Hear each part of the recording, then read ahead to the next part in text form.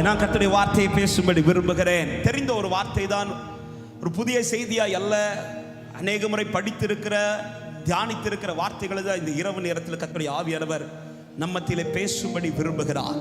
காலம் கடைசியா இருக்கிறது, ஆண்டோடைய வருகை மிக மிக சமீபமா இருக்கிறது. இந்த காலத்திலே கர்த்தர் தந்த ரட்சிப்பை காக்க வேண்டியது மிக மிக அவசியம். ரட்சிக்கப்பட்ட ஜனங்கள் முடிவு பரியந்த நிலை நிற்க வேண்டியது தேவனுடைய திட்டமா இருக்கிறது. மறுபடியும் சொல்லுகிறேன், கர்த்தர் நம்மை ரட்சித்தது ஏதோ ஒரு ஆசீர்வாதத்தை தருவதற்காக அல்ல. இயேசுவை ஏற்றுக்கொண்டவர்களுக்கு ஆசீர்வாதம் உண்டு இல்லை என்று சொல்லவில்லை. இயேசுவை ஏற்றுக்கொண்டவர்களுக்கு எல்லா வித நன்மைகளும் உண்டு இல்லை என்று சொல்லவில்லை. ஆனால் அதற்காக அல்ல கர்த்தர் என்னை ரட்சித்தது. அந்த நித்தியத்தில் போய் சேரும்படியாக கர்த்தர் என்னை ரட்சித்திருக்கிறார். ஆமென். இந்த அனுபவத்தை சுதந்தரிப்பதற்காக தான் கர்த்தர் ஆண்டவராக இயேசு கிறிஸ்து இந்த பூமியிலே வந்து ஊழியம் செய்து தாம் எடுத்துக்கொள்ளப்படுகிற நேரம் வரும்போது வெறுமையாய் சீஷர்களுக்கு பாய் சொல்லிட்டு போகாம அவர் பாடுகளை சகிக்கிறதற்கு முன்பாகவே சீஷர்களிடத்திலே சொல்லுகிற வார்த்தை, உங்கள் இருதயம் கலங்காதிருப்பதாக. ஆமென். ஏன்னா பாடுகளை குறித்து இப்பொழுது பேசி கொண்டிருக்கும் போது சீஷர்களுக்கெல்லாம் கொஞ்சம் கலக்கம் உண்டாகுது. ஏன்னா சீக்கிரத்தில் இயேசு மரிக்க போறார், சீக்கிரத்தில் தன்னோடு கூட இருக்கிறவர் போக போகிறார். இந்த கலக்கத்தோடு இருக்கும்போது ஆண்டவர் சொல்லுகிறார், உங்கள் இருதயம் கலங்காது இருப்பதாக. எப்படி ஆண்டவரை கலங்காம இருக்கிறது? நீங்க ஈஸியா பேசிட்டு போக போறீங்க. 3.5 வருஷம் எல்லாத்தையும் விட்டுட்டு உங்களை நம்பி நாங்க உங்க பின்னாடி நடந்துட்டு இருக்கிறோம். இப்படி இருக்கும்போது நீங்க ஈஸியா போறேன்னு சொல்லும் போது எப்படி ஆண்டவரை கலங்காமல் இருப்பது என்று சொல்லும் போது தான் ஆண்டவர் சொல்லுகிறார், நான் போய் தேற்றரவாளனை உங்களுக்காய் அனுப்புவேன். அவர் உங்களை சகல சத்தியத்திற்குள்ளும் நடத்துவார். என்னிடத்திலிருந்து எடுத்து அவர் உங்களுக்கு கொடுப்பார். ஆமென். அவர் உங்களை குறித்து சாட்சி கொடுப்பார். ஹல்லேலூயா. நான் போறது நல்லது. நான் போறதுனால உங்களுக்குள் அவர் வந்து வாசம் பண்ணுவார். ஆமென். எனவே அவர் மிக மிக தேவை.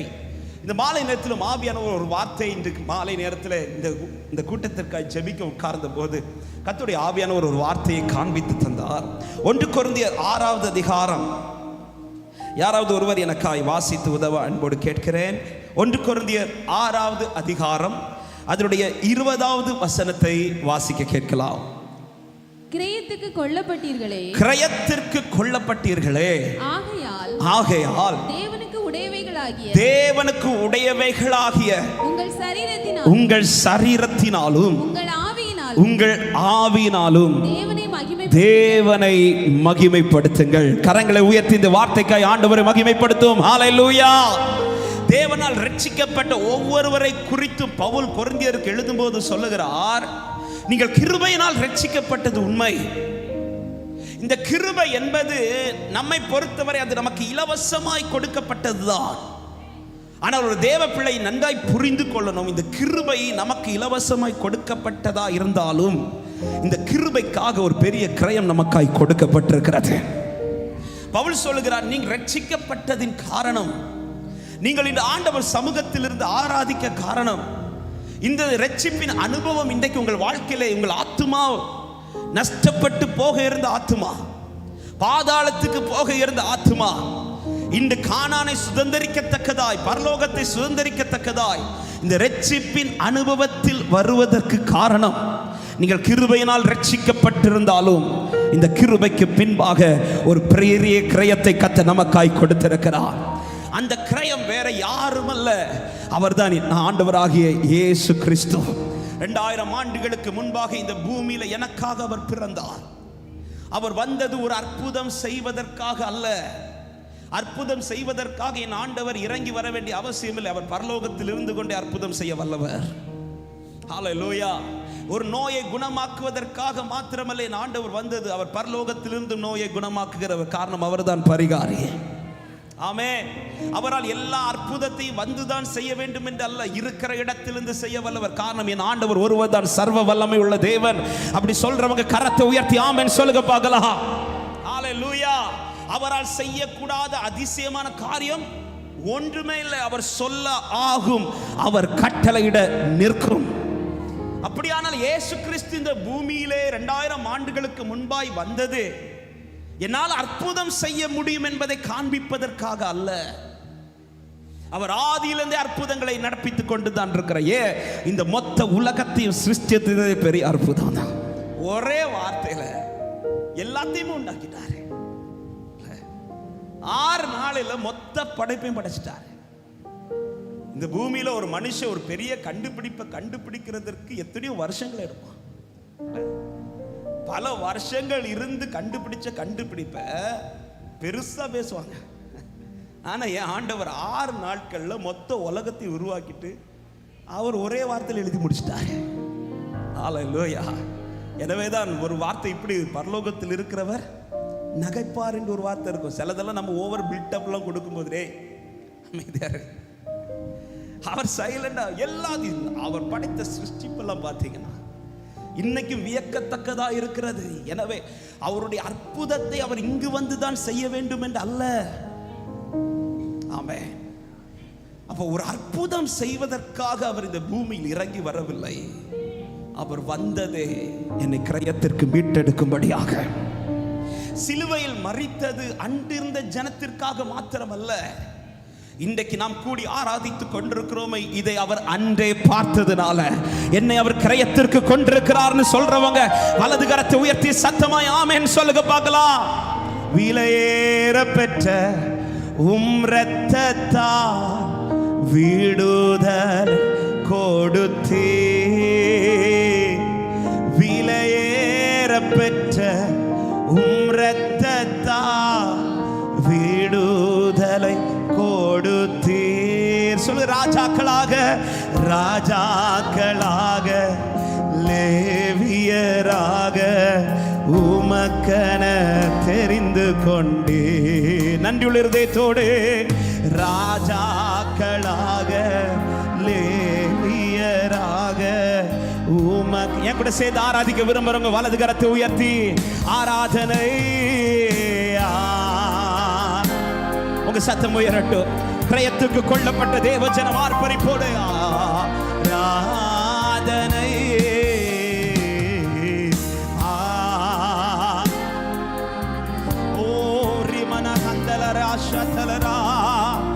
ராதனை என் நண்பர் இயேசுவுக்கே, என் நண்பர். எனவே தான் எபேசியர் 2வது அதிகாரத்தை நீங்க வீட்டுல போய் படிச்சீங்கன்னா தெரியும். காணி ஆட்சிக்கு புறம்பா இருந்த நம்மை, வாக்குத்தத்தத்திற்கு அந்நியர்களா இருந்த நம்மை, புற ஜாதிகள் எனப்பட்ட நம்மை, தேவனற்று இருந்த தேவனற்றவர்களாக இருந்த நம்மை அவர் எப்படி சமீபமாக்கினார் என்றால், கிறிஸ்து இயேசு சிந்தின இரத்தத்தினாலே சமீபமாக்கினார். எனக்கு கொடுக்கப்பட்ட கிரயம் என்பது, பரலோகம் எனக்கு நிர்ணயித்த கிரயம் என்ன கிரயம் தெரியுமா? சாதாரணமான கிரயம் அல்ல. அவன் தம்முடைய நேசகுமாருடைய இரத்தத்தை சிந்தவிட்டு. எனவே தான் ஒரு தேவ பிள்ளை கர்த்தர் தந்த ரட்சிப்பை கொண்டாடும். ஆமென் சொல்லுங்க பார்க்கலாம். நமக்கு ரட்சிப்பு பெருசு கிடையாது. ஆண்டவர் 5000 சம்பளத்தை 50,000 மாத்திரம் அதை கொண்டாடுவோம். ஏங்க ஆமென். நான் நினைச்சது போல இந்த பூமியில எனக்கு ஆசீர்வாதம் கிடைக்காட்டாலும் எனக்கு எது சந்தோஷம் தெரியுமா? என் இயேசுவை சொந்தமாய் கொண்டதுதான் சந்தோஷம் என்று சொல்றவங்க நல்ல கரங்களை தட்டி ஆமென் என்று சொல்லுங்க பார்க்கலாம். ஹல்லேலூயா. ஆமென். அத்திமரம் துளிர் விடாமல் போனாலும், திராட்சை செடி பலன் கொடாமல் போனாலும் நான் பயப்பட மாட்டேன். காரணம், எனக்குள் இருக்கிற ரட்சிப்பு, எனக்கு தந்திருக்கிற ரட்சிப்பு, அது எல்லாவற்றை காட்டிலும் விலையேற பெற்றது. ஹல்லேலூயா. அவரின் ஆத்துமாவை ரட்சித்தவரானால் இந்த ஆத்துமாவை கடைசி வரை நடத்தவும் உண்மையுள்ளவராக இருக்கிறார். எனவேதான் பவுல் சொல்கிறார், நீங்கள் கிரயத்திற்கு கொல்லப்பட்டிருக்கிறீர்கள். என்னை ரொம்ப ஆச்சரியப்படுத்தினது, என்னை கிரயத்திற்கு மீட்பதற்காய் பரலோகம் நிர்ணயித்த கிரயம் எது தெரியுமா? கொஞ்சம் வெள்ளி காசை அல்ல, தமது நேசகுமாரனாகிய இயேசு கிறிஸ்துவின் ஜீவனை மாத்திரமல்ல, அவருடைய எல்லா ரத்தத்தையும் சிந்த விட்டார். ஆனா எனக்காய் மொத்த ரத்தத்தையும் சிந்த விட்ட அந்த இயேசுவுக்கு என்ன கிரயம் நிர்ணயிக்கப்பட்டுச்சு தெரியுமா? வெறும் 30 வெள்ளி காசு. உண்மையிலேயே அந்த 30 வெள்ளி காசு நமக்கு நிர்ணயிக்கப்பட்டிருக்கணும். ஆனா எனக்கு நிர்ணயிக்கப்பட்ட வேல்யூ அவருடைய ரத்தம். ரத்தத்தை சிந்தின அவருக்கு உலக நிர்ணயித்த வேல்யூ வெறும் 30 வெள்ளி காசு. ஹல்லேலூயா, ஆமென். அதை அவர் எனக்காக ஏற்றுக்கொண்டார், எனக்காக ஏற்றுக்கொண்டார். எனவேதான் அந்த தேவ பிள்ளையே, கர்த்தர் தந்த ரட்சிப்பை அற்பமாய் பார்க்காதீர்கள். இயேசுவை ஆராதிப்பதை அற்பமாய் பார்க்காதீர்கள். ரட்சிப்பை கனமுள்ளதாய் பார்க்கிறவன் தினம்தோறும் கர்த்தரை மகிமைப்படுத்திக் கொண்டே இருப்பான். ஹல்லேலூயா. நீங்கள் கிரயத்திற்கு கொல்லப்பட்டீர்களே என்று சொல்லிவிட்டுதான் பவுல் சொல்லுகிறார், ஆகையால் தேவனுக்கு உடையவர்களாகி உங்கள் சரீரத்தினாலும் உங்கள் ஆவியினாலும் தேவனை மகிமைப்படுத்துங்கள் என்று. இந்த வார்த்தையை நன்றாய் கவனியுங்கள். ரட்சிக்கப்பட்ட ஒரு தேவ பிள்ளை, கிரயத்திற்கு கொல்லப்பட்ட ஒரு தேவ பிள்ளை கர்த்தர் எதற்காய் மீட்டெடுத்தார் என்றால், ஒரே காரியத்திற்காக, தமது மகிமைக்காக கர்த்தர் அழைத்திருக்கிறார். ஆமென். எனவேதான் வேதம் சொல்லுகிறது, ஹல்லேலூயா, ரோமர் 8வது அதிகாரம் அதனுடைய 29, 30 வசனங்களை வாசிங்கள். தெரிந்த வார்த்தைகள் தான். ரோமர் 8வது அதிகாரத்தின் 29, 30 வசனங்கள். நம்முடைய குமாரன் அநேக சகோதரருக்குள்ளே முதற்பேரானவனாய் இருக்கும் பொருட்டு தேவன் எவர்களை முன்னறிந்தாரோ அவர்களை நமது குமாரனுடைய சாயலுக்கு ஒப்பாய் இருப்பதற்கு முன்குறித்தார். எவர்களை முன்குறித்தாரோ அவர்களை அழைத்தும் இருக்கிறார். எவர்களை அழைத்தாரோ அவர்கள் நீதிமான்களும் ஆக்கி இருக்கிறார். எவர்களை நீதிமான்களாக்கினாரோ அவர்களை மகிமைப்படுத்தியும் இருக்கிறார். ஏசாயா 61:3 கடைசி இப்படி சொல்லப்படுகிறது, அவர்கள் கர்த்தர் தம்முடைய மகிமைக்கென்று நாட்டின ஜீவ விருட்சங்கள் எனப்படுவார்கள்.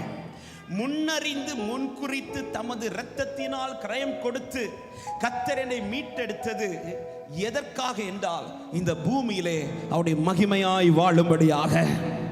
ஆமென். இந்த வார்த்தை சொல்லும் போதே சபைக்கு ஒரு சத்தியத்தை சொல்ல விரும்புகிறேன். இந்த பூமியிலே எவர்கள் கிறிஸ்துவை மகிமைப்படுத்துகிறார்களோ அவர்களுக்கு அந்த நித்திய மகிமை கன்ஃபார்ம். ஆமென் சொல்லுங்க பார்க்கலாம்.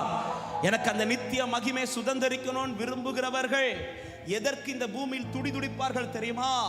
கர்த்தர் என்னை இப்படி ஆசீர்வதிக்கணும்ங்கிறதை கேட்பதற்கல்ல, நான் கர்த்தருடைய மகிமையின் பாத்திரமாய் திகழ வேண்டும் என்பது. கிறிஸ்துவின் மகிமை என்னில் வெளிப்படுவது நிச்சயமானால் பரலோகத்தை குறித்து கவலை எனக்கு இல்லை, பரலோகத்தை குறித்து சஞ்சலம் எனக்கு இல்லை, நான் பரலோகத்துக்கு போவேனா என்கிற கலக்கம் எனக்கு தேவையில்லை. கிறிஸ்துவின் மகிமையின் பாத்திரமாய் இந்த பூமியில் என் வாழ்க்கை இருந்தால் அந்த பரலோகத்தில் நிச்சயமாய் கர்த்தர் என்னை கொண்டு போய் சேர்ப்பார். ஹல்லேலூயா, ஆமென். பல பரிசுத்தவான்களுடைய மரணத்தினுடைய முடிவில் எல்லாம் பார்த்தீங்கன்னா தைரியமா ஃபேஸ் பண்ணுவாங்க, தைரியமா ஃபேஸ் பண்ணுவாங்க. எஸ், தேவான் கூட செய்தது ஒரு நாள் ஊழியம் தான். ஆனால் அந்த ஒரு நாள் ஊழியத்தில் அவன் வாழ்க்கை முடிய போகிறது. அத்தனை பேரும் கல்லெறித்து அவனை கொல்ல இருக்கும்போது அந்த இடத்துல பதறவில்லை தேவான். அந்த இடத்துல ஆண்டவரே என்று கதறவும் இல்லை. அந்த இடத்துல ஆண்டவரே இன்னும் கொஞ்ச நாள் என்ன வாழ வச்சிருக்கலாமே என்று கேட்கவும் இல்லை. ஹல்லேலூயா. செய்தது ஒரு நாள் ஊழியம் தான். ஆனால் அந்த ஒரு நாளிலும் கிறிஸ்துவின் மகிமைக்காய் வாழ்ந்தவன், அவனுக்கு கொஞ்ச நேரத்தில் கண்கள் திறக்கப்பட்டு காண்பிக்கப்படுகிறது. இங்கே மகிமை வெளிப்படுத்துவதற்கு அந்த மகிமை கர்த்தர் கன்ஃபார்ம் பண்றார். ஹல்லேலூயா. எனவே தான் ஒரு தேவ பிள்ளை எதற்கு அதிக முக்கியத்துவம் கொடுக்க வேண்டும் என்றால் கிறிஸ்துவின் மகிமையின் பாத்திரம். ஹல்லேலூயா. என் கேள்வியை முன் வைத்து நான் செய்திக்குள் போகிறேன். கர்த்தர் ரட்சித்து இத்தனை நாட்கள் ஆட்சின்னு சொல்றோம். என் கேள்வி, எவ்வளவு உங்கள் வாழ்க்கையில் கர்த்தர் மகிமைப்பட்டிருக்கிறார்? கிறிஸ்துவின் மகிமை வெளிப்படுவதின் அர்த்தம் என்ன? ஆமென். வேதம் சொல்லுகிற அவருடைய மகிமை வெளியரங்கமாகும், மாம்சமான யாவரும் கர்த்தரை ஏகமாய் காண்பார்கள். புரியும்படி சொல்லணும்னா, இயேசு முதலாவது செய்த அற்புதத்தை எப்படி சொல்லப்பட்டிருக்கிறது என்றால், யோவான் 2:11 இவ்விதமாய் தேவன் கலிலேயாவில் உள்ள கானா ஊரிலே தமது முதலாவது அற்புதத்தை செய்து தமது மகிமையை வெளிப்படுத்தினார். சொல்லிவிட்டு கடைசி வார்த்தை சொல்லப்படுகிறது, அவருடைய சீஷர்கள் அவரிடத்தில் விசுவாசம் வைத்தார்கள். அப்ப மகிமை வெளிப்படும் போது என் நிமித்தம் ஒரு சிலராவது கிறிஸ்துவை அறிவார்கள். ஹல்லேலூயா, ஆமென். கிறிஸ்துவை காண்பிக்கிறவன் கிறிஸ்துவின் மகிமை வெளிப்படுத்துகிறான். என்ன பார்க்கிறவங்களுக்கு கிறிஸ்து தெரிகிறார்னா, என்னை பார்க்கிறவங்க கிறிஸ்துவை அறிய விரும்புகிறார்கள் என்றால், என்னை பார்க்கிறவர்கள் கிறிஸ்துவை நாட வேண்டும் என்கிற ஏக்கம் உண்டாகிறது என்றால், என்னை பார்க்கிறவர்கள் நாங்களும் அந்த கிறிஸ்துவை ஆராதிக்க வருகிறோம் என்று யூதரின் வஸ்திரத்தை பிடித்துக் கொண்டு 10 பேர் வருகிறது போல அட்லீஸ்ட் ஒரு நபராவது வருவார்கள் என்றால் என் நிமித்தம் கர்த்தர் மகிமைப்பட்டு கொண்டிருக்கிறார். ஆமென், ஹல்லேலூயா. சபையே, சபைகளில் இருக்கிற அத்தனை ஜனங்களும் சரியாய் கிறிஸ்துவை மகிமைப்படுத்தினால் இந்த சபையெல்லாம் பத்தாது. ஹல்லேலூயா. கன்னியாகுமரி மாவட்டம் மொத்தமும் கிறிஸ்டியனா மாறி இருக்கும். ஹல்லேலூயா. ஃபாதருக்கு ரொம்ப ஆசை என்ன தெரியுமா? ஃபாதர் பெர்க்மன்ஸுக்கு இந்தியா கிறிஸ்டியாவா மாறணும். ஒரு பாட்டிலே அப்படிதான் பாடி இருக்கிறார்ல. ஆமென். இது மாறுவதற்கு ஹல்லேலூயா. என் ஆண்டவருக்கு இதை மாற்ற ரொம்ப ஈஸி, செஞ்சிடலாம். ஆனா கர்த்தர் விரும்புகிறது நீ உன்னில் என் மகிமையை வெளிப்படுத்து. கிறிஸ்துவின் மகிமையை படுத்துங்கள். நீங்கள் கிரயத்திற்கு கொள்ளப்பட்டீர்கள். அப்ப மகிமை வெளிப்படுவதற்காக எது ரொம்ப ரொம்ப முக்கியம்? அதுதான் இன்னைக்கு செய்தியாய் கர்த்தர் பேசும்படி தியானிக்க வைத்தார். அதே 1 கொரிந்தியர் 6வது அதிகாரம். இந்த வார்த்தையை சொல்லுவதற்கு முன்பாக 19வது வசனத்திலே ஒரு வார்த்தை கொடுக்கப்பட்டிருக்கிறது. வாசியுங்கள். 1 கொரிந்தியர் 6வது அதிகாரம் அதனுடைய 19வது வசனம். உங்கள் சரீரமானது நீங்கள் தேவனாலே பெற்றும் உங்களில் தங்கியும் இருக்கிற பரிசுத்த ஆவியினுடைய ஆலயமாயிருக்கிறது என்றும் நீங்கள் உங்களுடையவர்கள் அல்லவென்றும் அறியீர்களா என்று சொல்லிவிட்டுதான் அடுத்த வார்த்தையை சொல்லுகிறார். நீங்கள் கிரயத்திற்கு கொள்ளப்பட்டிருக்கிறீர்கள், ஆகையால் நீங்கள் கிறிஸ்துவை மகிமைப்படுத்துங்கள். அப்ப மகிமை வெளிப்பட வேண்டுமானால் என் பலத்தினால் அது முடியாது. மகிமை வெளிப்பட வேண்டுமானால் என்னுடைய பராக்கிரமத்தினால் அது முடியாது. மகிமை வெளிப்பட வேண்டுமானால் என்னில் பரிசுத்த ஆவியானுடைய ஆளுகை அவசியம். ஆமென். இந்த 3 நாட்கள் இந்த ஜெபத்திற்கு கர்த்தர் சபைக்கு கொடுத்த வாக்குத்தத்தமே அதுதானே. உங்களுக்குள் என் ஆவியை வைப்பேன். எசேக்கியேல் 37வது அதிகாரம். ஹல்லேலூயா. இந்த வசனத்தை வாசியுங்கள். எசேக்கியேல் 37வது அதிகாரம் அதனுடைய 14வது வசனத்தை. என் ஆவியை உங்களுக்குள் வைப்பேன், நீங்கள் உயிரடைவீர்கள். நான் உங்களை உங்கள் தேசத்தில் வைப்பேன். ஆவியை வைத்து உங்களை உங்கள் தேசத்தில் வைப்பேன். அப்பொழுது நானே கர்த்தர் என்று அறிந்து கொள்வீர்கள். இந்த வார்த்தையை நான் புரியும்படி சொல்லுகிறேன். பரிசுத்த ஆவியின் ஆளுகையோடு நான் வாழ்வது நிச்சயமானால் என் மூலம் கர்த்தரே தேவன் என்று தேசம் அறியும். ஆமென். ஆராதனை வேளையில சொன்னேன், ஒரு நாள் பலிபீடத்தில் எரிந்த அக்கினியை பார்த்த உடனேயே சுற்றி இருக்கிற அத்தனை ஜனமும் சொல்ல வைக்காமலே சொல்லுது கர்த்தரே தேவன் என்று. ஒரு நாள் பலிபீடத்தில் அக்கினி எரிந்த போதே மொத்த ஜனமும் சொல்லுமானா, ஒவ்வொரு நாளும் இந்த பலிபீடத்தில் அக்கினி எரியுமானா என்னோடு இருக்கிற அத்தனை ஜனங்களும் சொல்லுவார்கள் கர்த்தரே தேவன். எத்தனை பேர்? ஆமா, இந்த நான் உண்மையா கேட்கிறேன், உண்மையா நீங்க கை உயர்த்தணும், சும்மா கை உயர்த்த கூட. எத்தனை பேர் விரும்புறீங்க ஆண்டவர் ஏன் மூலம் கொஞ்சம் பேராவது உங்களை அறியணும் ஆண்டவரே? விரும்புறவங்க மாத்திர வலது கரத்தை உயர்த்தி அப்படியே ஜெபிங்க. ஆண்டவரே, இனி இருக்கிற 5 மாசத்துக்குள்ள ஒரு நபராவது என் நிமித்தம் உம்மை அறிவார்களாக, என் நிமித்தம் உம்முடைய சமூகத்தில் வருவார்களாக, என் நிமித்தம் உமக்காய் வருவார்களாக. உமக்காகத்தானே உயிர் வாழ்கிறேன், உம்மை தானே நேசிக்கிறேன். உமக்காகத்தானே உயிர் வாழ்கிறேன், உம்மை தானே நேசிக்கிறேன். சொல்லுங்க. வாழ்ந்தாலும் உமக்காகத்தான், மரித்தாலும். சத்தமா இந்த வார்த்தை உண்மையோடு வாழ்ந்தாலும் உமக்காகத்தான், மரித்தாலும். ஆமென். பரிசுத்த ஆவி உங்களுக்குள் வைக்கப்படும் போது, ஆவியை வைத்து உங்களை தேசத்தில் வைப்பேன், அப்பொழுது நானே கர்த்தர் என்று. அப்ப பரிசுத்த ஆவி என்னை ஆளுகை செய்யும் போது என் வாழ்க்கைக்குள் இருந்து கிறிஸ்து மகிமைப்பட்டு கொண்டே இருப்பார். இந்த பரிசுத்த ஆவி ஒருவனுக்குள் இருக்கும்போது உண்டாகிற ஒரு சில காரியங்களை கர்த்தருடைய ஆவியானவர் தியானிக்க வைத்தார். நிறைய காரியங்கள் இருந்தாலும் இன்று மாலை நேரத்தில் ஆவியானவர் பேசும்படி சில காரியங்களை தியானிக்க வைத்தார். சில வசனங்களை நான் உங்களுக்கு முன்பாக வைக்க விரும்புகிறேன். முதலாவது இந்த பரிசுத்த ஆவி வரும்போது என்ன நடக்கிறது? எபேசியர் 1வது அதிகாரம் அதனுடைய 13வது வசனத்தில் இப்படி கொடுக்கப்பட்டிருக்கிறது. வாசியுங்கள். எபேசியர் 1:13. நீங்களும் உங்கள் இரட்சிப்பின் சுவிசேஷமாகிய சத்திய வசனத்தை கேட்டு விசுவாசிகள் ஆனபோது வாக்குத்தத்தம் பண்ணப்பட்ட பரிசுத்த ஆவியால் அவருக்குள் முத்திரை போடப்பட்டீர்கள். இந்த பரிசுத்த ஆவி வரும்போது கிரயத்திற்கு கொல்லப்பட்டவர்களுக்கு இந்த பரிசுத்த ஆவி ஏன் கர்த்தர் கொடுக்கிறார் என்றால், இந்த பரிசுத்த ஆவி வரும்போது இந்த ஆத்துமா மேல ஒரு முத்திரையை போடுகிறார். ஒரு முத்திரை போடப்படுகிறது. இந்த முத்திரை என்பது வேதம் சொல்லுகிறது, இது மீட்கப்படும் நாளுக்கென்று முத்திரையாய் பெற்ற ஆவி. ஏன் இந்த முத்திரையை போடுகிறார் என்றால், எதற்கு மேல முத்திரை இருக்குதோ அதுக்கு மேல எல்லாருக்கும் கை வைக்க முடியாது. ஆமென். பரிசுத்த ஆவி உங்க மேல வரும்போது ஒரு பரலோக முத்திரை உங்க மேல போடப்படும். எனவே தான் பாருங்கள், இயேசு கிறிஸ்து பிறந்த போது தூதர்கள் பாடினார்கள், அவரை கொண்டாடினார்கள், மெய்ப்பர்கள் பாடினார்கள். அந்த நேரத்தில் பிதா எதுவுமே பேசவில்லை. 30வது வயதில் இயேசு ஞானஸ்நானம் எடுக்க வந்தபோது, அவர் யோவான் ஸ்நாபகனிடத்தில் ஞானஸ்நானம் எடுத்து கரையேறின பிறகு முதலாவது ஜலத்தினால் பிறக்கிறார். அதன் பிறகு இப்பொழுது யோவான் பார்க்கத்தக்கதாய் பரலோகத்திலிருந்து பரிசுத்த ஆவியானவர் புறா வடிவில் இயேசுவின் மேல் வந்து அமர்ந்ததை காண்கிறார். இந்த அனுபவத்தில் இயேசு கிறிஸ்து வந்ததும் பரலோகத்திலும் இந்த சத்தம் கேட்கிறது, இவர் என்னுடைய நேசகுமாரன் என்று. அதுவரை இயேசு கிறிஸ்து தச்சனுடைய குமாரனாய் தான் எல்லாருக்கும் தெரியும். ஆனால் பரிசுத்த ஆவி வந்தபோது தான் தெரிந்தது, இவர் பரலோக முத்திரை போடப்பட்டவர். ஆமென். அன்பு சபையே, ரட்சிக்கப்படுவது அது மிக மிக தேவை. இரண்டாவது, ஜலத்தினால் பிறக்க வேண்டியது ரொம்ப ரொம்ப அவசியம். மூன்றாவது, பரலோக முத்திரை உண்டாக வேண்டுமானால் என்னில் பரிசுத்த ஆவி வர வேண்டியது மிக மிக அவசியம்.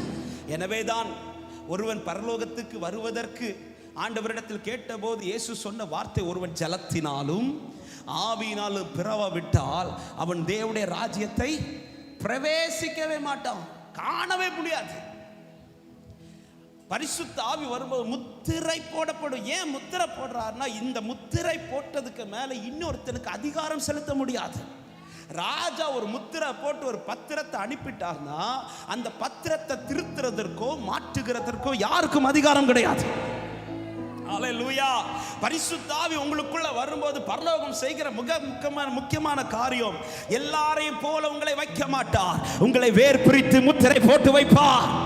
அவருக்கு தெரியும், இவன் என்னுடையவர், இவர்கள் என்னுடையவர்கள் என்று.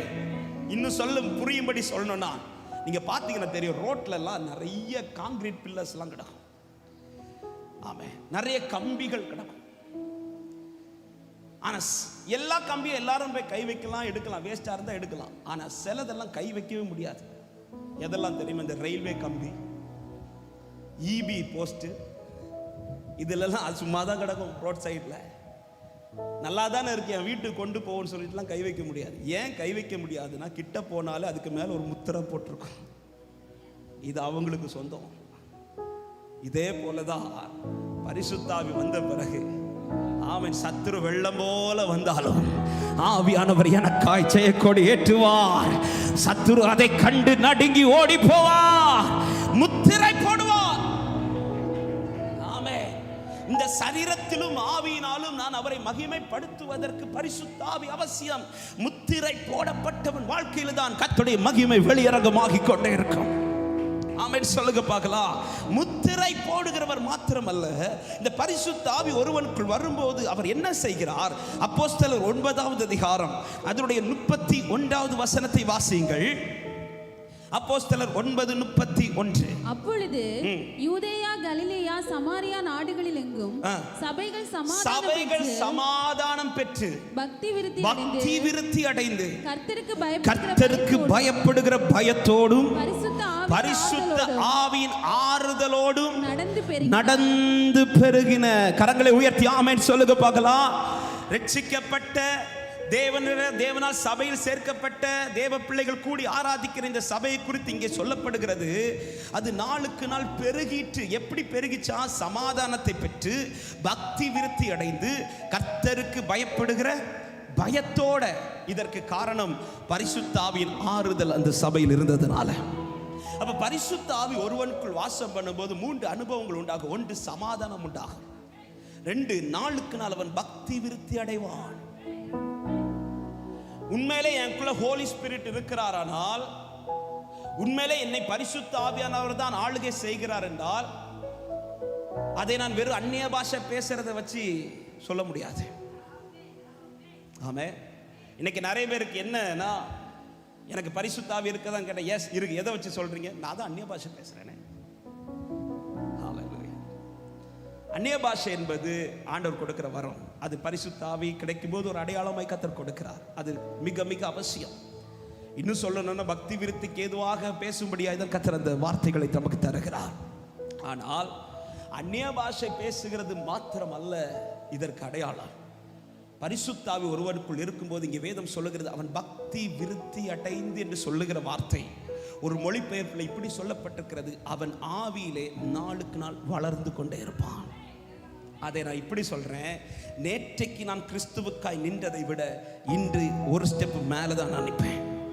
நேற்றைக்கு நான் பரிசுத்தத்துக்காய் வைராக்கியம் பாராட்டினதை விட இன்று ஒரு ஸ்டெப் மேலே நிற்பேன்.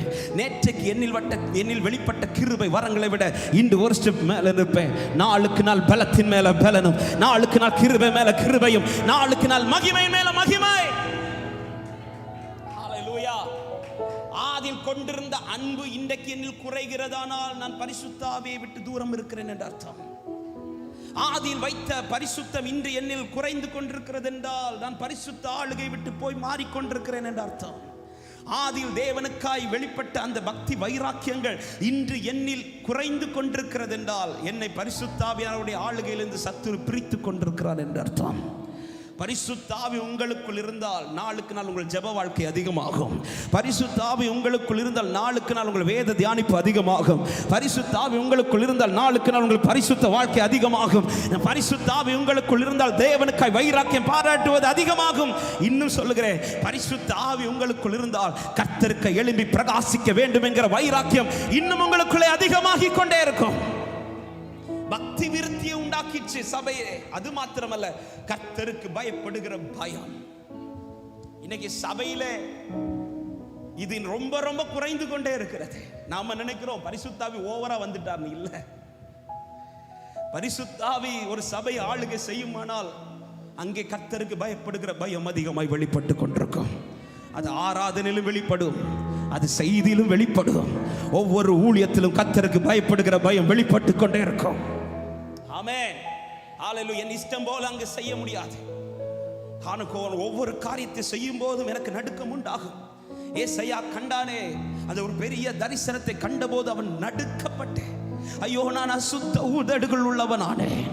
இந்த ஒரு பயப்படுகிற பயத்தை பரிசுத்த ஆவி இருக்கிற சபையில கர்த்தர் தினம்தோறும் கொடுத்து கொண்டே இருப்பார். ஆமென். ஆமென் சொல்லுங்க பார்க்கலாம்.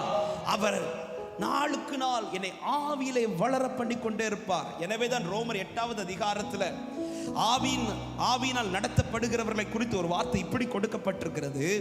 8வது அதிகாரம் 5வது வசனத்தை வாசியுங்கள். அஞ்சியும் மாம்சத்தின்படி நடக்கிறவர்கள் மாம்சத்துக்குரியவைகளை சிந்திக்கிறார்கள், ஆவியின்படி நடக்கிறவர்கள் ஆவிக்குரியவைகளை சிந்திக்கிறார்கள். ஆவியின்படி நடக்கிறவர்கள் எதை சிந்திப்பார்களா? சத்தமா சொல்லுங்க. அப்ப எதை சிந்திக்க மாட்டார்கள்? என்ன சைலண்ட் ஆயிட்டீங்க அப்படியே? இன்னைக்கு ஆசீர்வாத செய்தி எல்லாம் கிடையாது. இன்னைக்கு ஒரு பெரிய ஆசீர்வாதத்தை தான் பேசிட்டு இருக்கிறேன். இந்த ஆசீர்வாதம் வந்துச்சுன்னா மொத்த ஆசீர்வாதம் வந்துடும். ஆமே. உன்னதத்திலிருந்து ஆவி ஊற்றப்படும் மட்டும் அது அப்படியே இருக்கும். ஊற்றப்பட்ட பிறகு வனாந்திரம் வயல்வெளியாய் மாறும். அதுதான் பேசிட்டு இருக்கிறேன். ஹல்லேலூயா. ஆவியினால் நடத்தப்படுகிறவன் எதை சிந்திப்பான் தெரியுமா? அவன் எதை சிந்திப்பான் தெரியுமா? ஆவிக்குரியதை மட்டும். அதை இன்னும் புரியும்படி சொல்லனா, எது ஆண்டவருக்கு பிரியம் இல்லையோ அதை யோசிக்க மாட்டான். எது ஆண்டவருக்கு பிரியமோ அதை தான் அதிகம் சிந்திப்பான். அவனுடைய சிந்தை அப்படிதான் இருக்கும், அவன் பேச்சு அப்படிதான் இருக்கும், அவன் பார்வை அப்படிதான் இருக்கும், அவன் செவிகள் அப்படிதான் இருக்கும், அவன் செயல்கள் அப்படிதான் இருக்கும். ஹல்லேலூயா. ஆவிக்குரிய ஆவியிலே நடக்கிறவன் ஆவிக்குரியவைகளை சிந்தித்துக் கொண்டே இருப்பான். எனவே தான் வேதம் சொல்லுகிறது, பரிசுத்த ஆவி உங்களுக்குள் இருக்கும்போது நீங்கள் வளர்ந்து கொண்டிருப்பீர்கள். மூன்றாவது, இந்த பரிசுத்த ஆவி இருக்கும்போது என்ன உண்டாகும்? ரோமர் 15வது அதிகாரம் அதனுடைய 13வது வசனத்தை வாசியுங்கள். ரோமர் 15:13. பரிசுத்த ஆவியின் பலத்தினாலே உங்களுக்கு நம்பிக்கை பெருகும்படிக்கு நம்பிக்கையின் தேவன் விசுவாசத்தினால் உண்டாகும் எல்லாவித சந்தோஷத்தினாலும் சமாதானத்தினாலும் உங்களை நிரப்புவாராக. இந்த பரிசுத்த ஆவி நம்மை ஆளுகை செய்து நடத்தும் போது அடுத்து நம்முடைய வாழ்க்கையில உண்டாகிற மாற்றம் என்னன்னா, நாளுக்கு நாள் ஆண்டவர் மேல இருக்கிற நம்பிக்கை அதிகமாகி கொண்டே இருக்கும். கர்த்தர் எப்படிப்பட்ட ட்ராக்ல நம்மை நடத்தினாலும், ஆமே, என் வாழ்க்கையில எப்படிப்பட்ட சூழ்நிலை கர்த்தர் அனுமதித்தாலும், என் வாழ்க்கையில 1% கூட அவர் மேல வைக்கிற நம்பிக்கை கொஞ்சம் கூட குறையாமல் பரிசுத்த ஆவியானவர் காத்துக்கொள்வார்.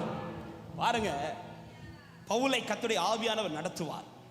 அவர் ஊழியம் செய்யும் போது பல இடத்துல ஆவியானவர் அவரை நடத்தி கொண்டு போவார். சில இடத்துல கர்த்தர் தடை பண்ணுவார். அப்படி தடை பண்ணி தான் கர்த்தர் ஒரு ஊழியத்திற்காய் இன்னொரு தேச வழியை கொண்டு போய் அங்க போன பிறகுதான் பல பிரச்சனைகளை சந்திப்பார்.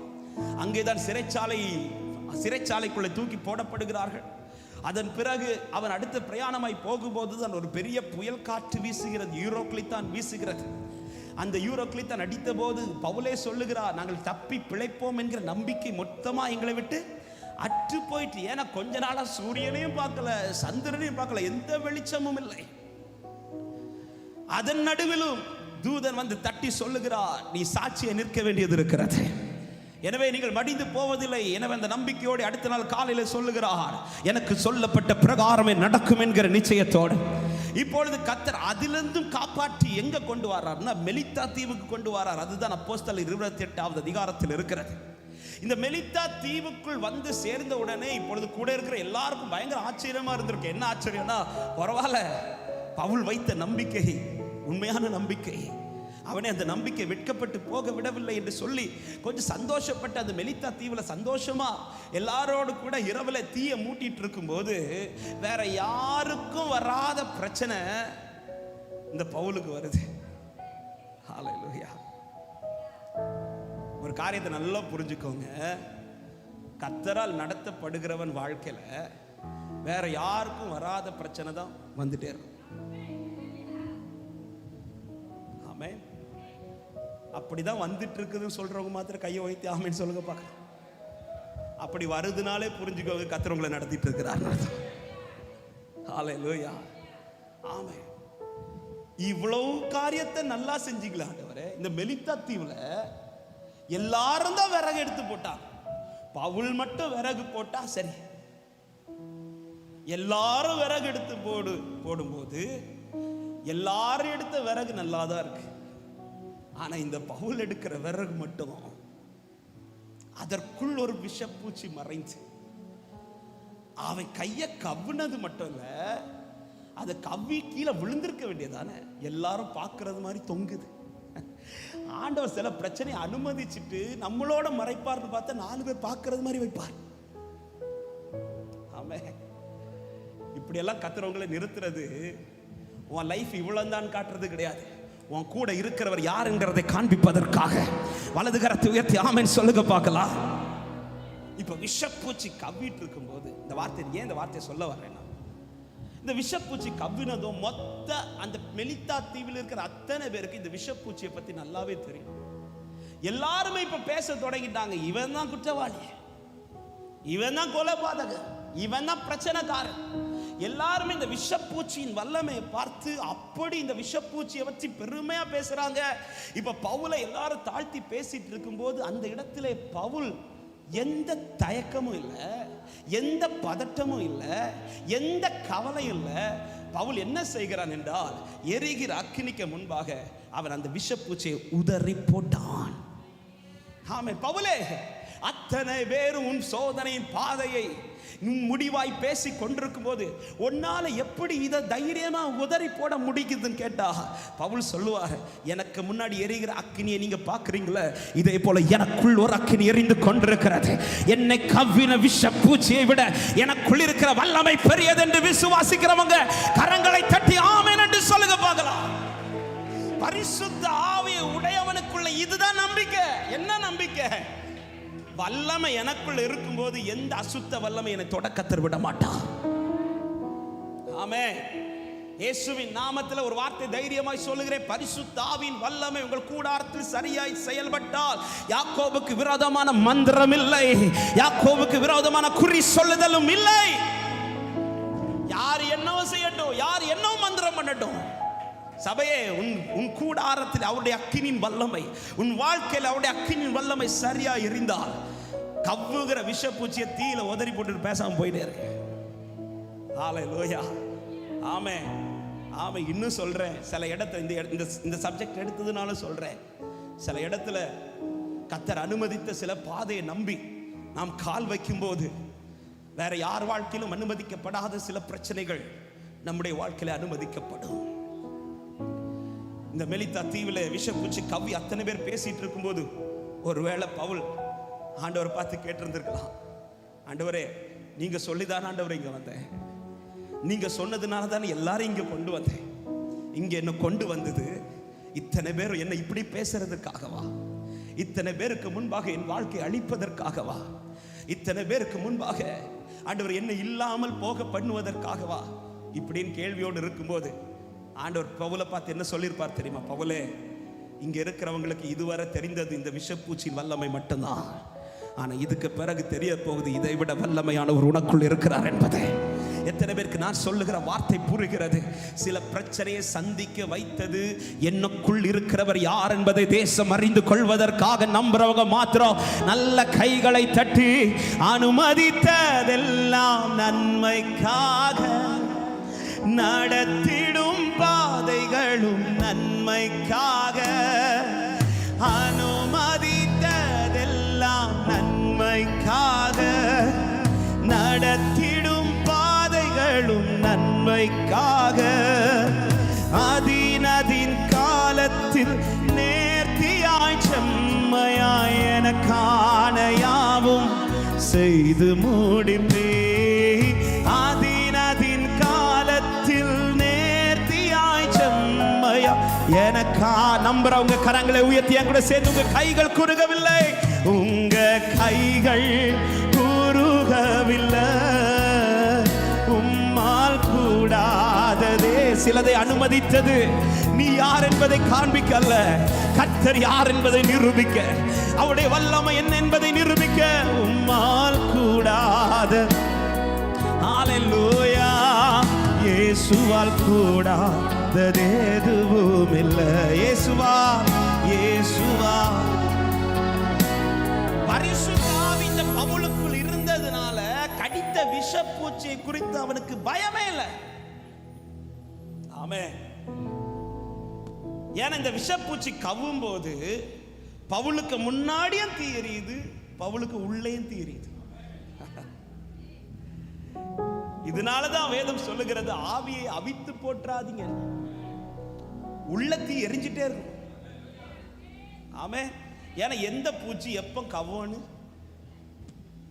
தீ எரிகிறத பார்த்து கவ்வாது, அது எப்ப வேணாலும் கவ்வும். நீ விறகு எடுத்தாலே கவ்வும், ஆனா விறகு எடுக்கும் போது அது கவ்வும் போது முன்னாடி தீ எரிஞ்சிட்டு இருக்கணும். ஆமென் சொல்லுங்க பார்க்கலாம். எனவே தான் பரிசுத்த ஆவி அனல் மூட்டி எழுப்பு என்று தீமோத்தேயுக்கு பவுல் சொல்லுகிறார். உனக்குள்ள இருக்கிற ஆவி அவித்து போற்றாது, நாளுக்கு நாள் அதை அனல் மூட்டி. நம்ம ஒரு இப்படிப்பட்ட கூட்டெல்லாம் வரும்போது ரொம்ப அனல் மூட்டிடுவோம், அதுக்கப்புறம் என்ன மழை அடிச்சுன்னு தெரியல, அதுக்கப்புறம் அடுத்த வருஷம் பரிசுத்த ஆவி 3 நாள் தினம்தோறும் டெய்லி அனல் மூட்டுங்க. ஒரு கூட்டம் அனல் மூட்டிட்டு இருக்கும் போது பவுலும் அனல் மூட்டுகிறார். ஆவிக்குரிய அர்த்தத்தோட சொல்லுகிறேன், ஆல்ரெடி தீ எரிஞ்சிட்டு இருந்தாலும் பவுல் எதற்கு முக்கியத்துவம் கொடுக்கிறார்? இன்னும் எரியணும், இன்னும் எரியணும். என் பாத்திரம் நிரம்பி முடிந்ததல்ல, என் பாத்திரம் நிரம்பி வழிந்து கொண்டிருக்கிறது. ஹல்லேலூயா. எனவே தான் அபிஷேகத்தை போதும்னு சொல்லிடாதீங்க, இன்னும் என்ன இழுத்துட்டு போங்கப்பா. டெய்லி டெய்லி டெய்லி இந்த அக்கினி எரிவது நிச்சயமானால் எந்த விஷ பூச்சியின் வல்லமை உன்னை தொட கர்த்தர் விட மாட்டார். நம்பிக்கையை பெருக பண்ணி கொண்டிருப்பார். ஆமென் சொல்லுங்க பார்க்கலாம். அது மாத்திரமல்ல, இந்த பரிசுத்த ஆவி இருக்கும்போது என்ன உண்டாகும்? 2 தீமோத்தேயு 1வது அதிகாரம் அதனுடைய 14வது வசனத்தை வாசியுங்கள். 2 தீமோத்தேயு 1வது அதிகாரம் 14வது வசனம். உன்னிடத்தில் ஒப்புவிக்கப்பட்ட அந்த நற்பொருளை நமக்குள்ளே வாசம் பண்ணுகிற பரிசுத்த ஆவியினாலே காத்துக்கொள் என்றார். நல்ல கவனிங்க. உனக்குள் ஒப்புவிக்கப்பட்ட, உன்னிடத்தில் ஒப்புவிக்கப்பட்ட நற்பொருள். அது என்ன நற்பொருள்? நீங்க இந்த அதிகாரத்தை முதல்ல படிச்சீங்கன்னா தெரியும். அங்க எதெல்லாம் சொல்லப்பட்ட ரட்சிப்பை குறித்து சொல்லப்பட்டிருக்கும். கர்த்தர் தந்த கிருபை வரங்கள். தேவன் இந்த பூமியிலே பரலோகத்திலிருந்து என்னென்ன நற்பொருளை நமக்கு கொடுத்திருக்கிறாரோ அதை கொடுத்தவர் கடைசி வரை அதை பத்திரமாய் காத்துக்கொள்ள கர்த்தர் விரும்புகிறார். ஆமென். தேவன் தந்த ஒன்றையும் நஷ்டப்பட்டு நிற்பது என் தேவனுக்கு விருப்பமானது கிடையாது. ஏதேன் தோட்டத்தில் ஆதாமை கொண்டு வந்து நிறுத்தின உடனேயே கர்த்தர் ஆதாமுக்கு கொடுத்த கட்டளை என்ன தெரியுமா? இதை நீ பண்படுத்தணும், அடுத்து நீ இதை பாதுகாக்கணும். அதே போலதான் தேவன் பரலோகத்தில் தந்த ரட்சிப்பை நாம் பாதுகாக்கணும். தேவன் தந்த கிருபை வரங்களை பாதுகாக்கணும். தேவனோடு பண்ணின உடன்படிக்கையை பாதுகாக்கணும். தேவனுக்காய் நிற்கிற சில காரியங்களை தேவன் பரலோகத்திலிருந்து எதை எதை நமக்கு தந்தாரோ அதை நாம் பாதுகாக்கணும். ஆனால் ஒரு காரியத்தை புரிந்து கொள்ளுங்கள், நம்முடைய பலத்தினால் இது முடியாது, நம்முடைய பராக்கிரமத்தினால் முடியாது. அதனால தான் தீமோத்தேயுவுக்கு சொல்லுகிறார், பரிசுத்த ஆவியினாலே அதை காத்துக்கொள் என்று. ஹோலி ஸ்பிரிட் அதை சேஃபா பாதுகாப்பா. ஏன் பாதுகாக்க வேண்டும் என்றால் தந்தவர் கணக்கு கேட்க வருவார். ஆமென். ஒரு உவமை குறித்து சொல்லும்போது, ஒரு எஜமான் தன் வீட்டில் இருக்கிற வேலைக்காரர்களில் 3 பேரை அழைத்து, ஒருவன் கையில் 5 தாலந்தையும், ஒருவன் கையில் 2 தாலந்தையும், ஒருவன் கையில் 1 தாலந்தையும் கொடுத்து அவன் வெளியூருக்கு போய்விட்டான். போன எஜமான் போனதோட போயிட்டு அப்படியே நிற்கல, திரும்ப வந்தார். வந்தவர் முதல் செய்த வேலையை யாருக்கு கையிலெல்லாம் கொடுத்தாரோ அவன்கிட்டலாம் வந்து கணக்கு கேட்கிறார். கொடுத்ததை தான் கேட்பார், கொடுத்ததை கேட்பார். தேவன் தந்த ரட்சிப்பை குறித்து கணக்கு கொடுக்கணும். தேவனோடு பண்ணின உடன்படிக்கை குறித்து கணக்கு கொடுக்கணும். தேவன் தந்த கிருபை வரங்களை குறித்து கணக்கு கொடுக்கணும். தேவன் எதை எதை பரலோகத்திலிருந்து நற்பொருளாய் நமக்கு ஒப்புவித்தாரோ அத்தனை குறித்து நாம் கணக்கு கொடுக்க வேண்டிய ஒரு காலம் இருக்கிறது. ஹல்லேலூயா. அப்ப கடைசி வரை அதை காக்க வேண்டுமானால், ஆமென். அப்போ கேட்கலாம், அந்த 1 தாலந்து கொடுத்தவன் பத்திரமாய் தானே பாதுகாத்தான், அப்புறம் ஏன் அவனுக்கு பனிஷ்மெண்ட் கிடைச்சிச்சு? 5 தாலந்தை கொடுத்தவன் 10ஆ மாத்தினா, 2 தாலந்தை கொடுத்தவன் 4ஆ மாத்தினா, 1 தாலந்தை கொடுத்தவன் 2ஆ மாத்தல. ஆனா சேஃபா பாதுகாத்தானே. எஜமான் வந்து அதை எடுத்து கொடுத்தானே, அதன் பிறகு ஏன் அவர் பனிஷ் பண்ணார்? ஒரு நாள் இதை தியானிக்கும் போது ஆண்டவர் என்னோடு இடைப்பட்ட வார்த்தை இதுதான்.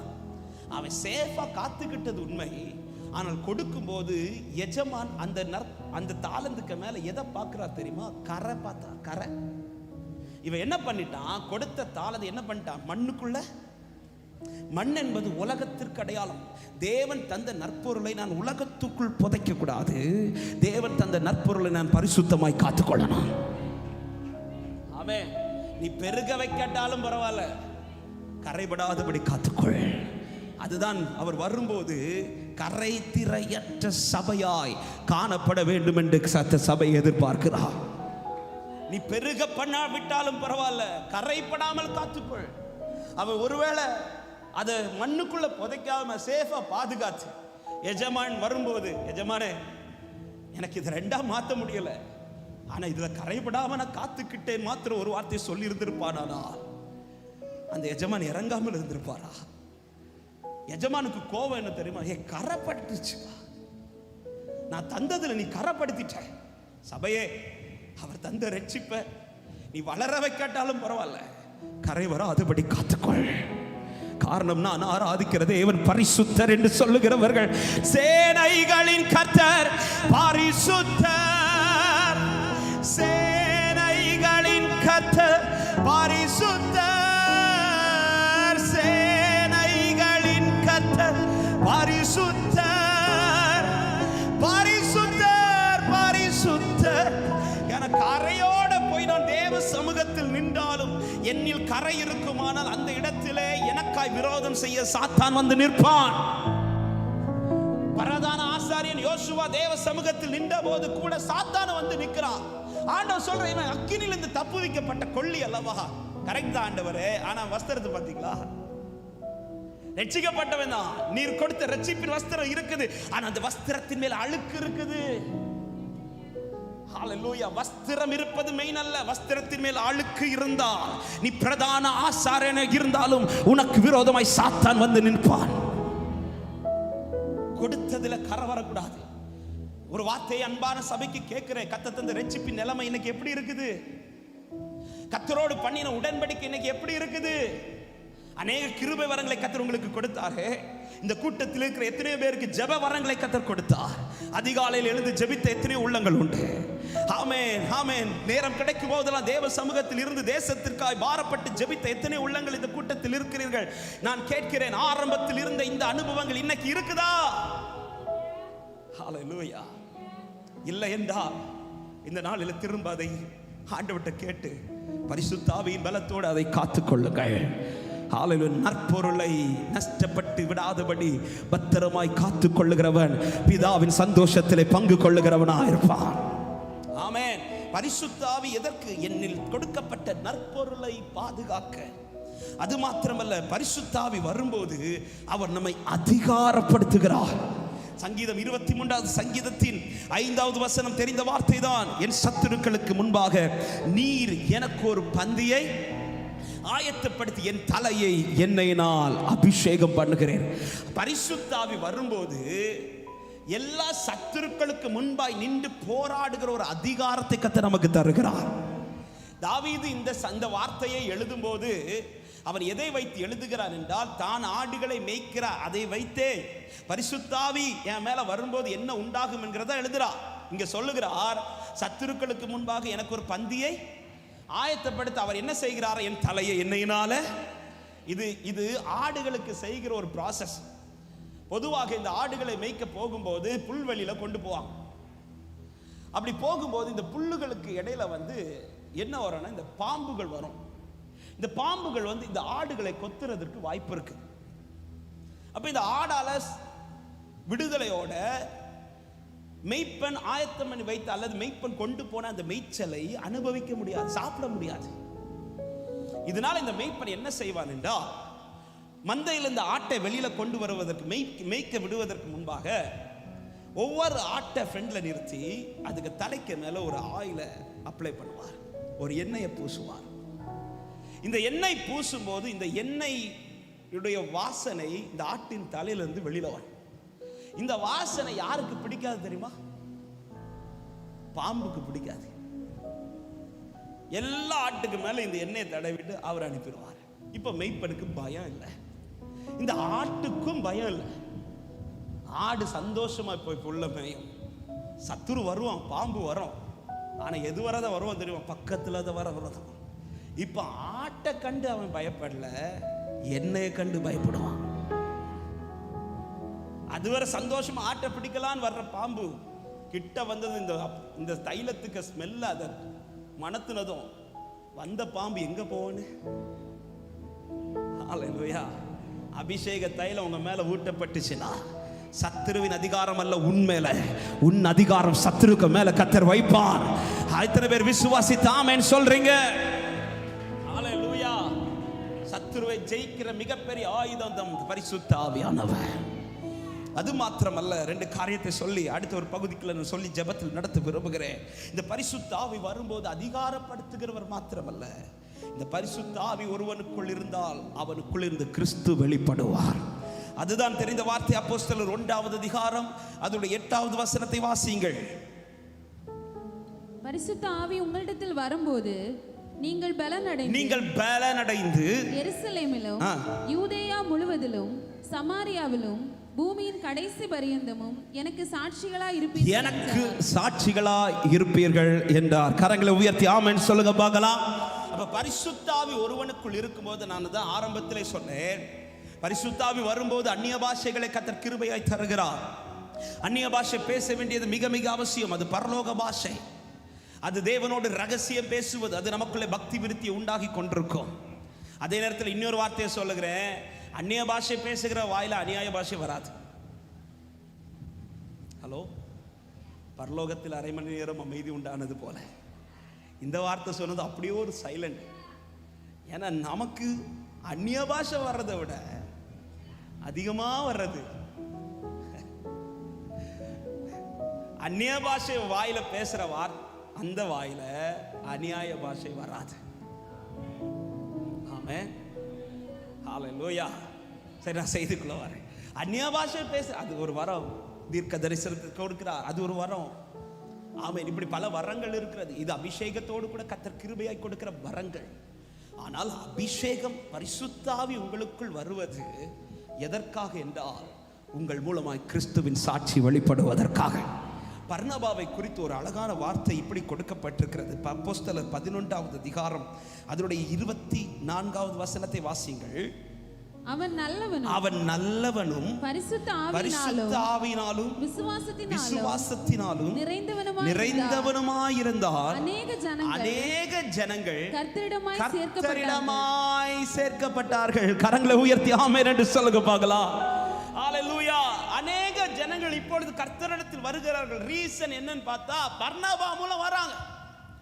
ஏன் இந்த பர்னபா அவனை குறித்து சாட்சி கொடுக்கப்படுகிறது? அவன் நல்லவனும், அடுத்த வார்த்தை, அவன் பரிசுத்த ஆவியினால் நிரப்பப்பட்டவனுமாயிருந்தான். அப்ப ஹோலி ஸ்பிரிட் ஒருத்தனுக்குள்ள இருக்குமானால் அவனுக்குள்ள இருந்து அவன் வெளிப்படுவதை விட கிறிஸ்து அதிகம் வெளிப்பட்டு கொண்டிருப்பார். ஆமென், ஹல்லேலூயா. பரிசுத்த ஆவியினால் நடத்தப்படுகிறவர்கள் நடந்து போகும்போதே சொல்லுவார்கள் இவர்கள் கிறிஸ்துவினுடையவர்கள் என்று. ஹல்லேலூயா. இவர்கள் கிறிஸ்துவினுடையவர்கள் என்று நம்மளை பார்க்கும் போதே தெரியும் இவர்கள் கிறிஸ்துவினுடையவர்கள் என்று. யோவானை குறித்து வேதம் சொல்லுகிறது, அவன் வயிற்றில் இருக்கும் போதே பரிசுத்த ஆவியினால் நிரப்பப்பட்டவன். இதனால நடந்த பெரிய கிரியை என்ன தெரியுமா? அவன் இருந்தது வனாந்தரத்தில் தான். அவன் பட்டணத்திற்குள்ள இல்ல, வனாந்தரத்திலே வளர்ந்தவன். சாதாரணமான உடைய வஸ்திரமாய் தரித்தவன். சாதாரண ஆகாரத்தை, அவன் சாப்பிட்ட ஆகாரத்தை நம்மளால சாப்பிட முடியாது, அப்படிப்பட்ட ஒரு ஆகாரத்தை சாப்பிட்டவன். அப்படிப்பட்ட யோவான் பிரசங்கித்த செய்தியை கேட்பதற்கு ஃபாரின்ல இருந்து ஆட்கள் வருகிறார்கள். ரீசன் என்னன்னா, யோவானுடைய விசேஷம் அல்ல, யோவானுக்குள் இருந்த விசேஷம். பரிசுத்த ஆவி நமக்குள் இருக்கும்போது நம்மிடத்தில் கிறிஸ்துவை காண்பார்கள். ஆமென். யோவான்ட்ட வந்து கேட்கிறாங்க, நீர்தான் மேசியாவா என்று, நீர்தான் மேசியாவா என்று. ஹோலி ஸ்பிரிட் உள்ள இருக்கும்போது எனக்குள்ள கிறிஸ்து வெளிப்படுவார், கிறிஸ்துவின் சாட்சி வெளிப்படும். நம்மை கிறிஸ்துவின் நற்கந்தங்களாய் கர்த்தர் நம்மை வைத்திருக்கிறார். ஆமென் சொல்லுங்க பார்க்கலாம். எப்படி நம்ம ட்ரெஸ் சேஞ்ச் பண்ணிட்டு வெளியில போகும்போது ஒரு பெர்ஃப்யூம் அடிச்சு அந்த பெர்ஃப்யூமுடைய ஸ்மெல் 4 பேர் மூக்கை இழுக்குதோ, அதே போல ஒரு ஆவிக்குரிய தேவ பிள்ளை வெளியில வரும்போது பரிசுத்த ஆவியானவரால 4 பேர் இழுக்கப்படும். ஆமென். ஹோலி ஸ்பிரிட் பெர்ஃப்யூமை சரியா அடிச்சு, பரிசுத்த ஆவின் ஸ்ப்ரேயை சரியா அடிச்சுட்டு போங்க. அந்த ஸ்மெல் இழுக்கப்பட்டுச்சுன்னா 4 பேர் கிறிஸ்துவை அறிந்து கொள்வார்கள். ஆமென். அது மாத்திரமல்ல, எல்லாவற்றிற்கும் மேலாய் ஏன் பரிசுத்த ஆவி நமக்கு தேவை என்றால் கிறிஸ்துவை வெளிப்படுத்த மாத்திரமல்ல, அந்த மெய்யான கிறிஸ்துவை சீக்கிரத்தில் நம்முடைய கண்கள் காணும்படியாக. ஆமென் சொல்லுங்க பார்க்கலாம். லூக்கா 2வது அதிகாரத்தில் 25 முதல் 28 வசனங்களை வேகமாய் வாசியுங்கள். லூக்கா 2வது அதிகாரம் 25 முதல் 28 வசனங்கள். அப்பொழுது சிமியோன் என்னும் பெயர் கொண்ட ஒரு மனுஷன் எருசலேமில் இருந்தான். அவன் நீதியும் தேவபக்தியும் உள்ளவனாயும் இஸ்ரவேலில் ஆறுதல் வர காத்திருக்கிறவனாயும் இருந்தான். அவன் மேல் பரிசுத்த ஆவி இருந்தார். கர்த்தருடைய கிறிஸ்துவை நீ காணும் முன்னே மரணம் அடைய மாட்டாய் என்று பரிசுத்த ஆவியினாலே அவனுக்கு அறிவிக்கப்பட்டும் இருந்தது. அவன் ஆவியின் ஏவுதலினால் தேவாலயத்திலே வந்திருந்தான்.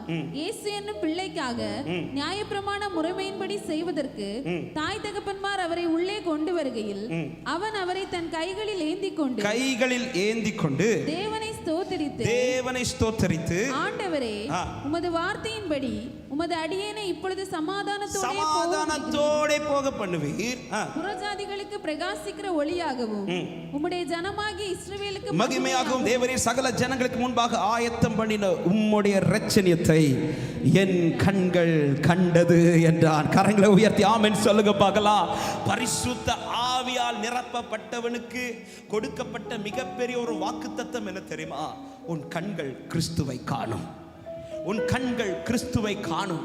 கிறிஸ்துவை காணும் என்று சொல்லிவிட்டு இப்ப வெயிட் பண்ண வைக்கிறார்.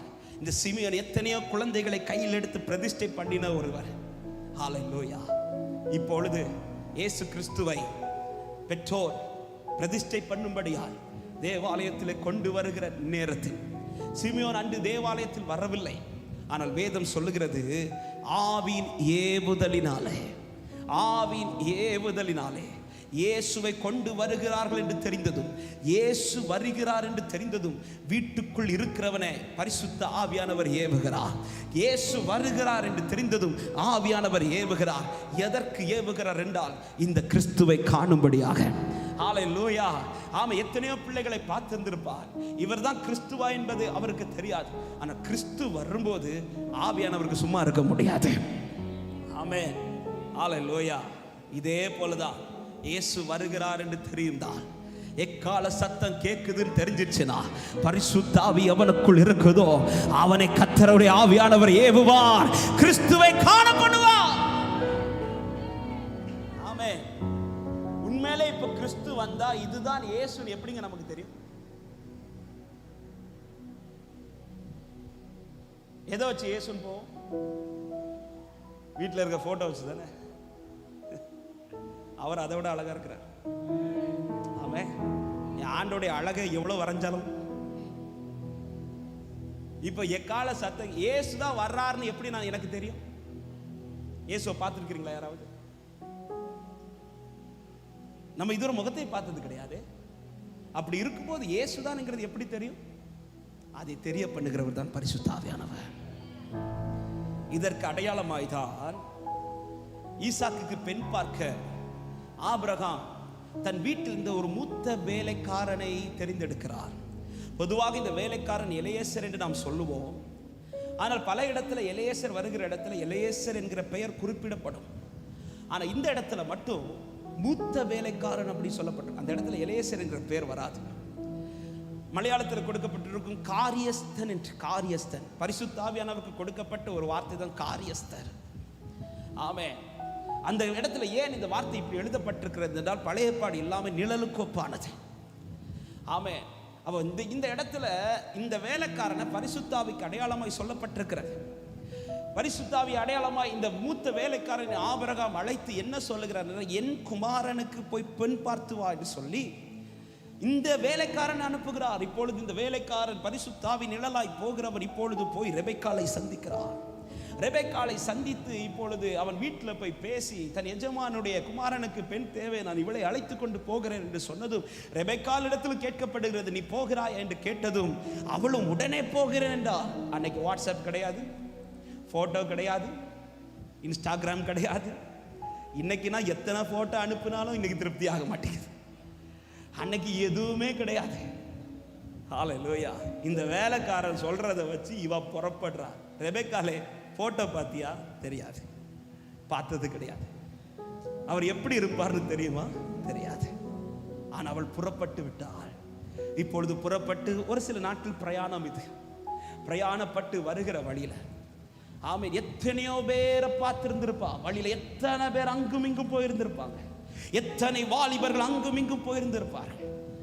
எல்லாரையும் பார்த்த ரெபெக்காள் யாரை பார்த்தும் இவர் யார் என்று கேட்காதவள் ஒரு குறிப்பிட்ட இடத்தில் வந்து ஈசாக்கை பார்த்ததும் கேட்கிறாள், இவர் யாருன்னு கேட்கிறார்.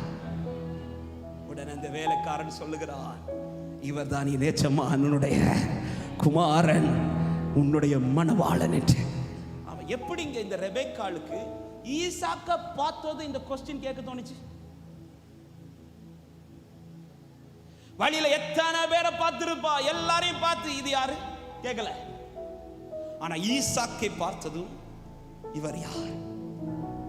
ஏன் இந்த கொஸ்டின் கேட்கிறான்னா, இந்த ஆன் த வேலை வந்து கொண்டிருக்கிற இந்த வழியில இந்த வேலைக்காரன் என்ன செஞ்சிருப்பார் தெரியுமா? ஈசாக்கை பத்தி ஒரு பிக்சரையே கொடுத்துருந்துருப்பார். என் எஜமானருக்கு மூக்கு இப்படி இருக்கும், என் எஜமானனுக்கு கண்ணு இப்படி இருக்கும், எஜமானனுக்கு வாய் இப்படி இருக்கும், என் எஜமானனுக்கு முகம் இப்படி இருக்கும், அவர் இந்த கலர்ல இருப்பார், அவர் இந்த ஹைட்ல இருப்பார், அவர் இப்படி இருப்பார், அப்படி இருப்பார். இதை சொல்ல சொல்ல சொல்ல ரெபெக்காளுக்கு பிக்சர் வரைகிறா. பிக்சர் வரைஞ்சு பார்க்கும்போது ஒருத்தர் முகத்தை பார்த்தோட தெரியுது, ஆமென், அவரை பார்த்தா இவர் சொன்னது போலவே இருக்கிறது. இதே போலதான் பரிசுத்த ஆவியானவர் கிறிஸ்துவை குறித்து எனக்கு வெளிப்படுத்தி அவர் வரும்போது என்னை காண பண்ணுவார். அவர் வரும் நாளிலே என்னை காரமாசை அன்பாய் கூப்பிட்டு சேர்த்து கொள்வார். எனவேதான் ஹோலி ஸ்பிரிட் ரொம்ப ரொம்ப தேவை சபையே. வேற அந்நிய பாஷை பேசுவதற்காக அல்ல, பரிசுத்த ஆவி ஒருவனுக்குள் இருந்தால் மாத்திரம்தான் மணவாளனை கண்டுகொள்ள முடியும். ஆமென்.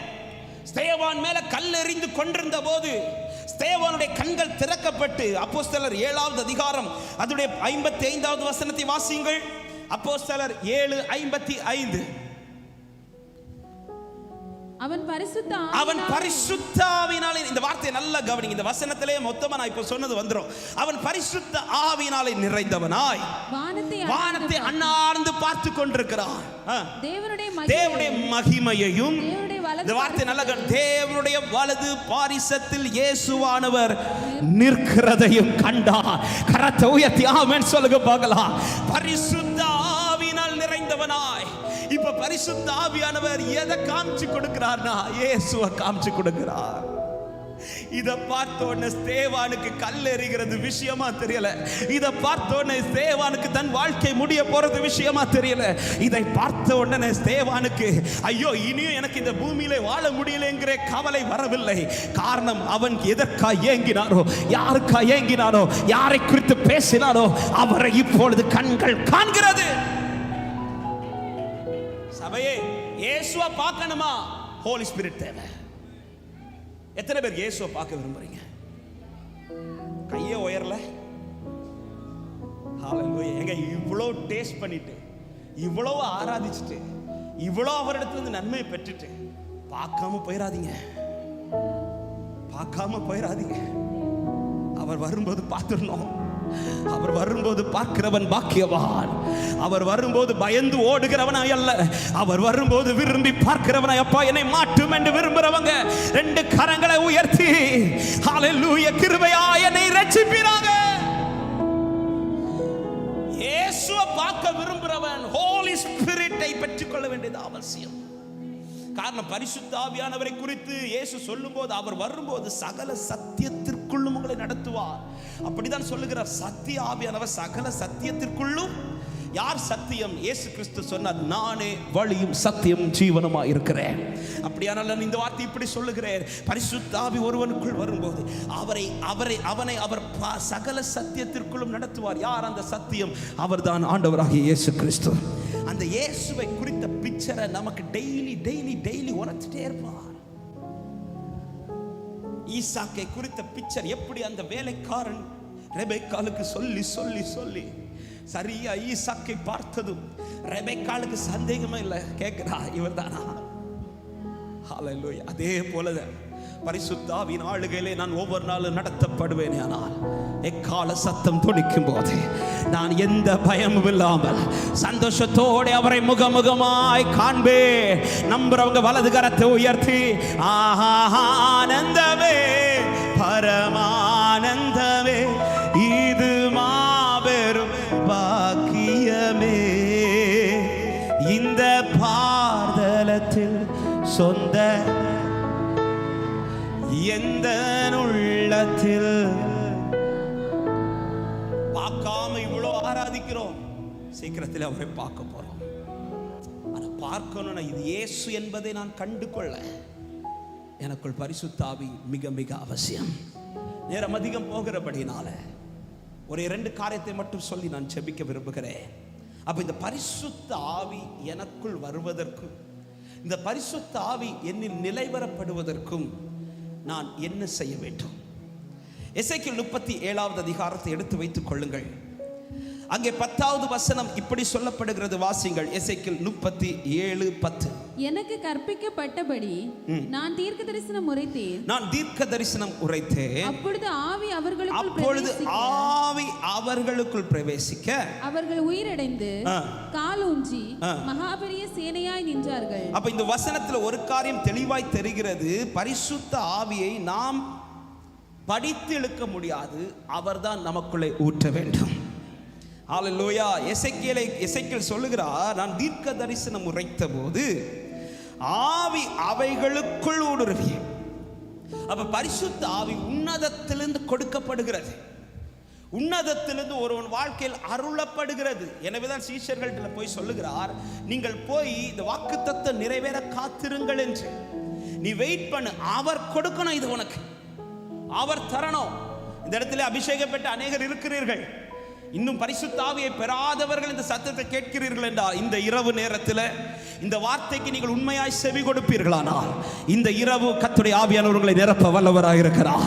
எத்தனை பேர் விசுவாசித்து ஆமென் சொல்றீங்க?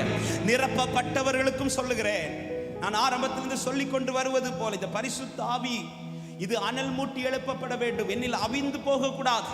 பரிசுத்த ஆவியை துக்கப்படுத்துகிற கிரியைகள் என்னில் வரக்கூடாது. பரிசுத்த ஆவியை என் வாழ்க்கையில நான் சரியாய் செயல்பட நான் இடம் கொடுக்க வேண்டும். அப்படிப்பட்ட நிலையிலிருந்து மங்கி இருக்கிறவர்களும் இந்த நாளிலே தேவனிடத்தில் திரும்புங்கள், கர்த்தர் மறுபடியும் உங்களை எழும்ப பண்ணுவாராக. ஆமென்.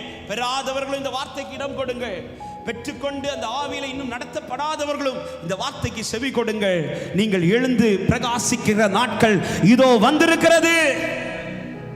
ஆமென். இப்பொழுது சொல்கிற ஆவி அதற்குள் போய், அப்போ பரிசுத்த ஆவி பரலோகத்தால் கொடுக்கப்படுகிறது. ஆனா யாருக்கு இங்க கொடுக்கப்படுகிறது என்றால், ஆவிக்குரிய அர்த்தத்தோட 2 காரியங்களை சொல்ல விரும்புகிறேன். முதலாவது, எதற்குள் இந்த ஆவி ஊடுருவுகிறது என்றால், எசேக்கியேலை முதல்ல எப்படி காண்பிக்கிறார்? எசேக்கியேல் 37வது அதிகாரம் அதனுடைய 2வது வசனத்தை முதலாவது வாசியுங்கள். என்னை அவைகளின் அருகே சுற்றி நடக்க பண்ணினார், இதோ பள்ளத்தாக்கின் வெட்டு வெளியிலே அந்த எலும்புகள் மகா திரளாய் கிடந்தது, அவைகள் மிகவும் உலர்ந்ததுமாய் இருந்தது. இந்த வார்த்தை நல்லா கவனிங்க, அவைகள் மிகவும் உலர்ந்ததுமாய் இருந்தது என்றார். எதற்குள் தமது ஆவியை எசேக்கியேலை கொண்டு கர்த்தர் ஊற்றினார் என்றால், மிகவும் உலர்ந்திருந்த எலும்புகளுக்குள்ளே. அதை நான் இப்படி சொல்ல விரும்புகிறேன், என்னை பரிசுத்த ஆவியானவர் நிரப்ப வேண்டுமானால் என் பாத்திரம் எம்டியா இருக்கும். ஆமென். என் பாத்திரத்தில் ஏதோ இருக்கக்கூடாது, என் பாத்திரத்தில் ஒண்ணுமே இருக்கக்கூடாது. இந்த எலும்பை குறித்து சொல்லும்போது உலர்ந்தது என்று சொல்லாமல் இன்னும் சொல்லப்படுகிறது மிகவும் உலர்ந்தது. அதாவது இந்த எலும்புக்கு மேல உயிர் உள்ளதாட்டு அல்லது வேற எதுவும் இருக்கிறதா சொல்லவே முடியாது. இனி இந்த எலும்புல ஏதாவது ஒண்ணு நடக்கணும்னா அது உன்னதத்திலிருந்து ஆவி வந்தால் மாத்திரமே. என் வாழ்க்கையை பரிசுத்த ஆவியானவர் ஆளுகை செய்ய வேண்டுமானால் முதல் காரியம், என் பாத்திரம் எம்டியா இருக்கணும். இந்த பாத்திரத்துல இன்னொரு ரசம் இருக்கவும் கூடாது, இந்த பாத்திரத்துல கொஞ்சம் கூட உலகத்தின் எந்த காரியமும் இருக்கக்கூடாது. இந்த பாத்திரம் அவர் நிரப்புகிற பாத்திரமா எம்டியா இருக்கணும். ஹல்லேலூயா. இயேசு கானா ஒரு வீட்டில் அற்புதம் செய்யும் போது கூட ஆண்டவர் ஏற்கனவே திராட்சரசம் இருந்த பாத்திரத்தில் ஆண்டவர் செய்யல அற்புதம், வேற பாத்திரத்தை தான் செலக்ட் பண்றார் இல்ல? ஆமே. ஏன் இருந்த பாத்திரத்தை செலக்ட் பண்ணலன்னா, இருந்த பாத்திரத்தில் செலக்ட் பண்ணியிருந்தா நம்மள மாதிரி சாம்பார்ல தன் கொஞ்சம் குறைஞ்ச உடனே என்ன ஊத்திரும். இப்படி செய்கிறவர் அல்ல ஆண்டவர். அல்லேலூயா. புது ரசத்தை புது துருத்தில் ஊற்றுகிறவர். பாத்திரம் நிரம்பணும்னா பாத்திரம் எம்டியா இருக்கணும். எம்டியா இருக்கிறது மட்டும் இல்ல, பாத்திரம் ஓட்டை இல்லாம இருக்கணும். ஹலோ. ஓட்டை இல்லாம இருக்கணும்னா இந்த பாத்திரம் பரிசுத்தமா இருக்கணும். ஆமென். இது மிகவும் உலர்ந்தது என்று சொல்லும்போது ஒரு காரியம், ஒன்று இது எம்டியா இருக்குது, ஒண்ணுமே இல்லாம இருக்குது. ரெண்டாவது, இது சுத்தமா இருக்குது, சுத்தமா இருக்குது. மேகத்திற்கு கீழா இஸ்ரவேல் ஜனங்களை கர்த்தர் நடத்தினார். ஆமை. சமுத்திரத்தினாலும் மேகத்திற்குள்ளாகவும் கர்த்தர் அவர்களை ஞானஸ்நானம் பண்ணினார் என்று அப்போஸ்தலர் 1 கொரிந்தியரில் எழுதப்பட்டிருக்கிறது. ஆமென். இப்படி அவர்களை மேகத்திற்கு கீழாய் கர்த்தர் எப்பொழுது நடத்த துவங்கினார் தெரியுமா? எகிப்திற்குள் இருக்கும்போது அல்ல, எகிப்திலிருந்து வெளியில வந்த பிறகுதான். பரிசுத்த ஜனமாய் அடிமைத்தனத்திலிருந்து வெளியில வந்த பிறகுதான் ஓட்டை இல்லாத பாத்திரமாய், ஆமென், அழுக்கு இல்லாத பாத்திரமாய் அவர்கள் வெளியில வந்த பிறகுதான் பரிசுத்த ஆவியினுடைய ஆளுகை அவர்கள் மேல் வந்து இறங்குகிறது. ஆமென். அப்போ என் பாத்திரம் நிரப்பப்பட, ஆவி ஊற்றப்பட நான் எம்டியா கொடுக்கணும். எனவேதான் வேதம் சொல்லுகிறது, ஏசாயா 44வது அதிகாரம் அதுடைய 3வது வசனம் சொல்லப்படுகிறது, தாகமுள்ளவன் மேல் தண்ணீரையும் வறண்ட நிலத்தின் மேல் ஹல்லேலூயா. அந்த பரிசுத்த ஆவியை நான் கேட்க வரும்போது நான் எப்படி வரணும் தெரியுமா? என் பாத்திரத்தில் எதையோ சுமந்து கொண்டல்ல, ஒண்ணுமே இல்லாம. அதாவது ஒரு வறட்சி வரும்போது என் நாக்கு எவ்வளவு தளர்ந்து ஒரு தண்ணிக்காய் ஏங்குமோ அந்த ஒரு ஏக்கம் இந்த பாத்திரத்தில் உண்டாகத்தக்கதாய் மாறணும். அப்படி கேட்க பாத்திரத்தை கர்த்தர் கைவிட்டுட்டு போக மாட்டார். அந்த பாத்திரத்தை கர்த்தர் நிரம்பி வழிய பண்ணுவார், நிரம்பி வழிய பண்ணுவார். இந்த இரவு நேரத்தில் அப்படி ஒரு பாத்திரமாய் நீங்கள் உங்களை ஒப்பு கொடுப்பீர்களானால் உங்கள் வாழ்க்கையை கர்த்தருடைய ஆவியானவர் நிரப்ப வல்லவராயிருக்கிறார். அப்போ உலர்ந்து இருக்க வேண்டியது மிக மிக அவசியம். என் பாத்திரம் எம்டியா இருக்கணும், என் பாத்திரம் அழுக்கு இல்லாம இருக்கணும், என் பாத்திரம் ஓட்டை இல்லாமல் இருக்கணும், என் பாத்திரம் நேரா இருக்க வேண்டும். ஹல்லேலூயா. ஆமென். அழுக்கு நிறைந்த பாத்திரத்தில் அவர் ரசத்தை ஊற்ற மாட்டார். ஆமென். ஹோல் இருக்கிற, ஓட்டை இருக்கிற பாத்திரத்தில் அவர் ஊற்ற மாட்டார். பாத்திரம் நிரம்பி வழியணுமே தவிர பாத்திரத்துக்கு கீழோட போக கூடாது. சிலருக்கு இப்படிதான் போயிட்டு கேட்டா பாத்திரம் நிரம்பி, ஐயா பாத்திரம் நிரம்பினா மேல வழியணும்.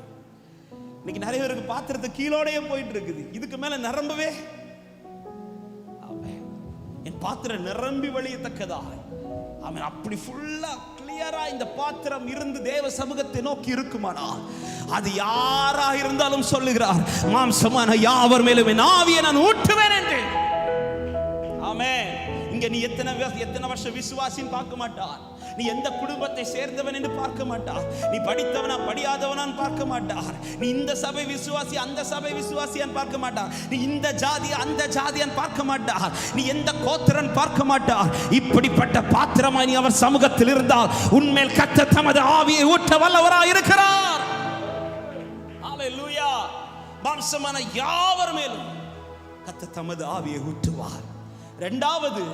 முதலாவது சொன்ன உலர்ந்து இருக்கணும்.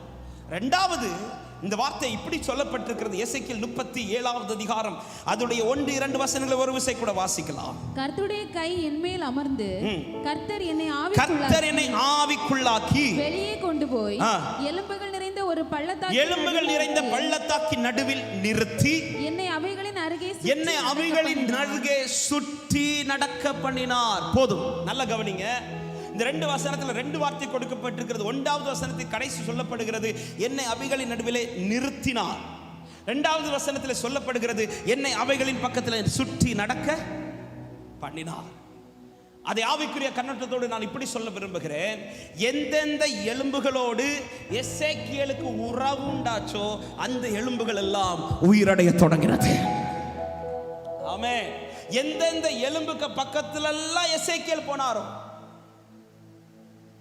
எசேக்கியேலுக்கும் இந்த எலும்புக்கும் இடையே இருக்கிற உறவு எவ்வளவு நெருங்கிச்சோ அந்த எலும்புகளுக்குள்ள எல்லாம் கர்த்தர் தமது ஆவியை ஊற்ற துவங்கினார். அப்ப உலர்ந்து இருக்க வேண்டியது எவ்வளவு முக்கியமோ அதே போல உறவுக்குள் இருக்க வேண்டியது முக்கியம்.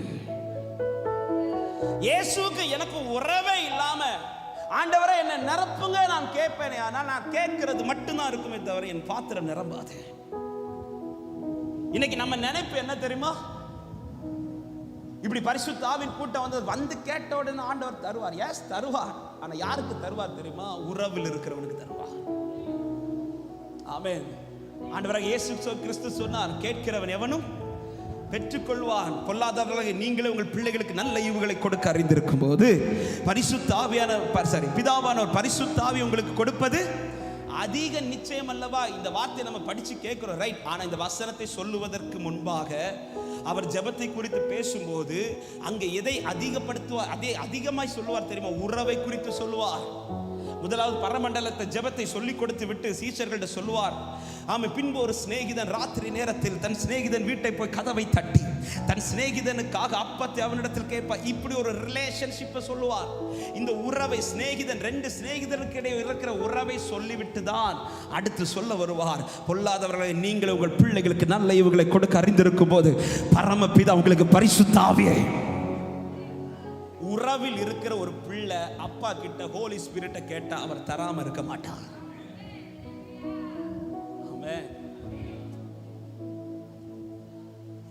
இந்த வார்த்தை சபைக்கு ஒரு கொஸ்டினா வைக்கிறேன். ஆண்டவருக்கு உங்களுக்கு விட இருக்கிற உறவு எப்படி இருக்கிறது? பரிசுத்த ஆவி உங்களுக்கு இருக்குமானால் ஒரு காரியத்தில் நீங்கள் உறுதியா இருப்பீர்கள். அதுதான் இந்த உறவில உறுதியா இருப்பீர்கள். ஆமென். கடந்த வருஷத்தின் இறுதியிலிருந்து ஒரு சாட்சி ஆண்டவர் சொல்ல வச்சிட்டு இருக்கிறார். நிறைய இடத்துல கர்த்தர் சொல்ல வச்சிட்டார்.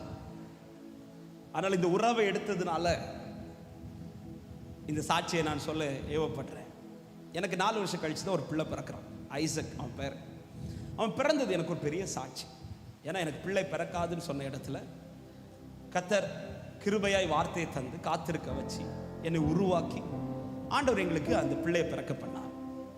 அவன் பிறந்தது குறித்து எனக்கு அவ்வளோ சந்தோஷம். அந்த சாட்சி எனக்கு பெரிய சாட்சி.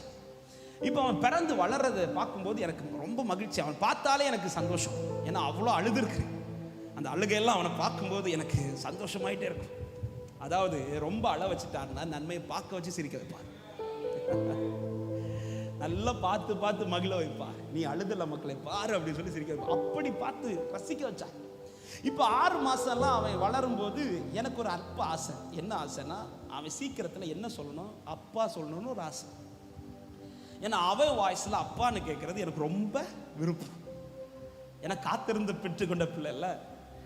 அப்போ 6 மாசத்துலேருந்து அவன் பக்கத்துலேருந்து நான் அவன்கிட்ட டே அப்பா சொல்றா அப்படின்னு சொல்லி கேட்பேன். அவன் சொல்லவே மாட்டான். கொஞ்ச நாளையில் அவன் வாயில் அல்லேலூயா வந்துருச்சு. ஏன்னா சர்ச்சிலேயே வளர்றதுனால அல்லுயா அப்படின்னு சொல்லுவான். ஏதோ சொல்லுவான், நாங்கள் அல்லேலூயான்னு எடுத்துக்கிட்டோம். ரைட்டா? இப்போ அடுத்து அவன் என்ன சொல்லிட்டான்னா அம்மா சொல்லிட்டான். யாரை பார்த்தாலும் அம்மா. என் ஒய்ஃபை பார்த்தாலும் அம்மா, என்னை பார்த்தாலும் அம்மா, எங்கள் அம்மாவை பார்த்தாலும் அம்மா, யாரை பார்த்தாலும், யாரை கூப்பிட்டனாலும் அம்மா அம்மா அம்மான்னு கூப்பிடுவான். இது என் ஒய்ஃபுக்கு பயங்கர கெத்தாயிடுச்சு. பார்த்தீங்களா, என் பிள்ளைக்கு நான் கஷ்டப்பட்டு பெற்று சுமந்ததுனால என் பிள்ளை எல்லாம் அம்மான்னு. அவன் இப்படி சொல்லும் போது நான் ஃபீல் பண்ணல. ஏன்னா அப்போ தான் 8 மாதம் ஆகுது, 1 வருஷம் ஆக போகுது. நான் அப்போ ஃபீல் பண்ணல. இப்போ 1.5 வயசு ஆகுது, 1.25 வயசு ஆகுது, 2 வயசு நெருங்க போகுது. இந்த காலகட்டத்தில் தான் அவன் வாயில் சில வார்த்தைகள்லாம் வந்துச்சு. அம்மா வந்துருச்சு, பாட்டிக்கு பாப்பின்னுவான், அல்லேலூயான்றுவான். சில வார்த்தைகள் எல்லாம் அவனுக்கு ஈஸியாக வந்துருச்சு. கஷ்டமான வார்த்தையெல்லாம் சொல்லிட்டான். ஆனால் எது மட்டும் சொல்ல மாட்டான் தெரியுமா? என்ன சந்தோஷமா சொல்றீங்க. இந்த அப்பா மட்டும் சொல்ல மாட்டான். நான் அவன் பக்கத்துலேருந்து டீச் பண்ணுவேன். டேய், அம்மா சொல்றேன்ல, அதுல இம்மாவை எடுத்துட்டு இப்பா போட. அவனை ஆணு வந்துட்டு அம்மானுவான். அப்படியே குத்தணும்ல தான். எவ்வளவோ டீச் பண்ணுவேன். அவன் சொல்லவே இல்லை. எனக்கு புரியல. அப்போ அதுக்கு பிறகு கத்த புரிய வச்சா. 1.25 வயசு ஆயிடுச்சு. இப்போ அவன் அப்பா சொல்லவே இல்லை. அப்போதான் எங்கள் சர்ச்சில் ஒரு யூத் மீட்டிங். அந்த யூத் மீட்டிங்கில் ஆராதனை நடத்தும் போது இந்த ஒரு பாடலை ஆண்டவர் பாடி ஆராதிக்க வச்சார். அப்பா அப்பா மகனா மகனா, இந்த பாட்டை பாடி ஆராதனை, இந்த ஆராதனைலாம் முடிச்சு யூத் மீட்டிங்லாம் முடிச்சு எல்லாரையும் ப்ரேயர் பண்ணி அனுப்பி விட்டுட்டு மத்தியானத்துக்கு பிறகு எங்கள் வீட்டு என் ரூமில் நானும் என் பையன் ஐசக், எங்கள் அண்ணன் பொண்ணு ஜாஃபியா 3 பேரும் பெட்டில் உட்கார்ந்து என் வீட்டில் ஒரு சின்ன ஸ்பீக்கர் விட்டு அந்த ஸ்பீக்கரில் காலையில் நடந்த சர்வீஸ் லைவ் இருந்ததுனால அதை போட்டு விட்டுட்டு ஃபஸ்ட்டு பாட்டிலேருந்தே நானும் கைத்தட்டுறேன், அவனும் கைத்தட்டுறான், ஜாஃபியா கைத்தட்டுறா, நாங்கள் 3 பேரும் அப்படியே கைத்தட்டி பாடிட்டு இருக்கிறோம். இந்த ஆராதனை செஷன் வரும்போது நான் தண்ணி குடிக்கிறதுக்காக கிச்சனில் போகிறேன். என் ஒய்ஃபு கிச்சனில் தான் இருக்கிறா. நான் கிச்சனில் போய் தண்ணி குடிச்சிட்டு திரும்ப வரும்போது தான் இந்த அப்பா பாட்டு அப்போ லைவ்ல ஓடுது. நான் ஆராதிச்சுட்டு இருக்கிறேன், அந்த அப்பா பாடுறது ஓடுது. இப்போ என் வாய்ஸ் லைவ் கேட்குது. நான் கிச்சன்ல இருந்து கேட்டுட்டு வரேன், என் வாய்ஸ்ல அப்பா கேட்குது. அந்த வாய்ஸ் கூட இன்னொரு கீச்சு வாய்ஸ் கேட்குது, அப்பா அப்படின்னு ஒரு சவுண்ட் கேட்குது. இது என்னடா லைவ்ல ஏதோ ஆடியோ மிஸ்டேக் ஆகிட்டான், பிரச்சனை ஆகிட்டான்னு ஓடி வந்து என் ரூமுக்கு வாசல் நின்றுட்டு எத்தி இப்படி பெட்டில் பார்க்குறேன். என் பிள்ளை முழங்கால் போட்டுட்டு கையை தூக்கிட்டு அப்பா இப்படி பாடிட்டு இருந்தா. எனக்கு வந்த சந்தோஷம் இருக்குது. எனக்கு கையோடல காலம் ஓடல. என்ன 2 வருஷம் வெயிட் பண்ணேன். பிள்ளைக்கா வெயிட் பண்ணதை விட அப்பான்னு கூப்பிடுறதுக்கு நான் வெயிட் பண்ண கதறல் இருக்குதுல்ல. ஏன்னா எனக்கு 1.25 வயசு ஆகும் போதெல்லாம் கொஞ்சம் ஃபீல் ஆயிடுச்சு. என்னை அப்பா சொல்லி என் பிள்ளை அவன் சத்தத்தில் அப்பான்னு கூப்பிடுறத கேட்கறதுக்கு ஆசையா இருக்கு. இப்படி ஃபீல் ஆனதுனால இப்போ அவன் அப்பான்னு கூப்பிட்டு என்ன பார்த்து கூப்பிடல, பாட்டு தான் பாடுறான். ஆனா எனக்கு வந்து சந்தோஷம் இருக்குது. விடுவேன் என் ஒய்ஃபை ஃபர்ஸ்ட் அவளை தான் கூப்பிட்டீங்க, வா என் பிள்ளை அப்பான்ட்டான். திரும்ப திரும்ப அந்த பாட்டை போட்டு விட்டு அவனை சொல்ல வச்சு அதை ரெக்கார்ட் பண்ணி அந்த பாட்டை ரிலீஸ் பண்ணவங்களுக்கு அனுப்புறேன். ஐயா உங்க பாட்டுனால என் பிள்ளை நான் அப்பாண்டாயா. எங்க அண்ணன் கிட்ட சொல்றேன், எங்க அம்மா கிட்ட சொல்றேன், வரவங்க போறவங்கள்ட்ட சொல்றேன். எனக்கு சந்தோஷம் தாங்க முடியல. அப்பதான் ஆண்டவர் கூப்பிட்டு பேசுறாரு. உனக்கு இந்த பிள்ளை எப்படி பிறந்துச்சுன்னு கேட்டாரு. ஓம்பலத்துல பிறந்துச்சா இல்ல நான் கொடுத்த பிள்ளையான்னு கேட்டாரு. ஆண்டவரே, பிள்ளைய பிறக்காதுன்னு சொன்ன இடத்துல நீங்க கொடுத்த பிள்ளை ஆண்டவரே, நான் உனக்கு தந்த பிள்ளை உன்னை அப்பான்னு சொல்றதுக்கு ஒரு 2 வருஷம் டிலே ஆனதும் உனக்கு வலிக்குதுல, உனக்கு வலிக்குதுல, நீ என்னட்ட அப்பான்னு பேசி எவ்வளவு நாள் ஆச்சுன்னு கேட்டாரு.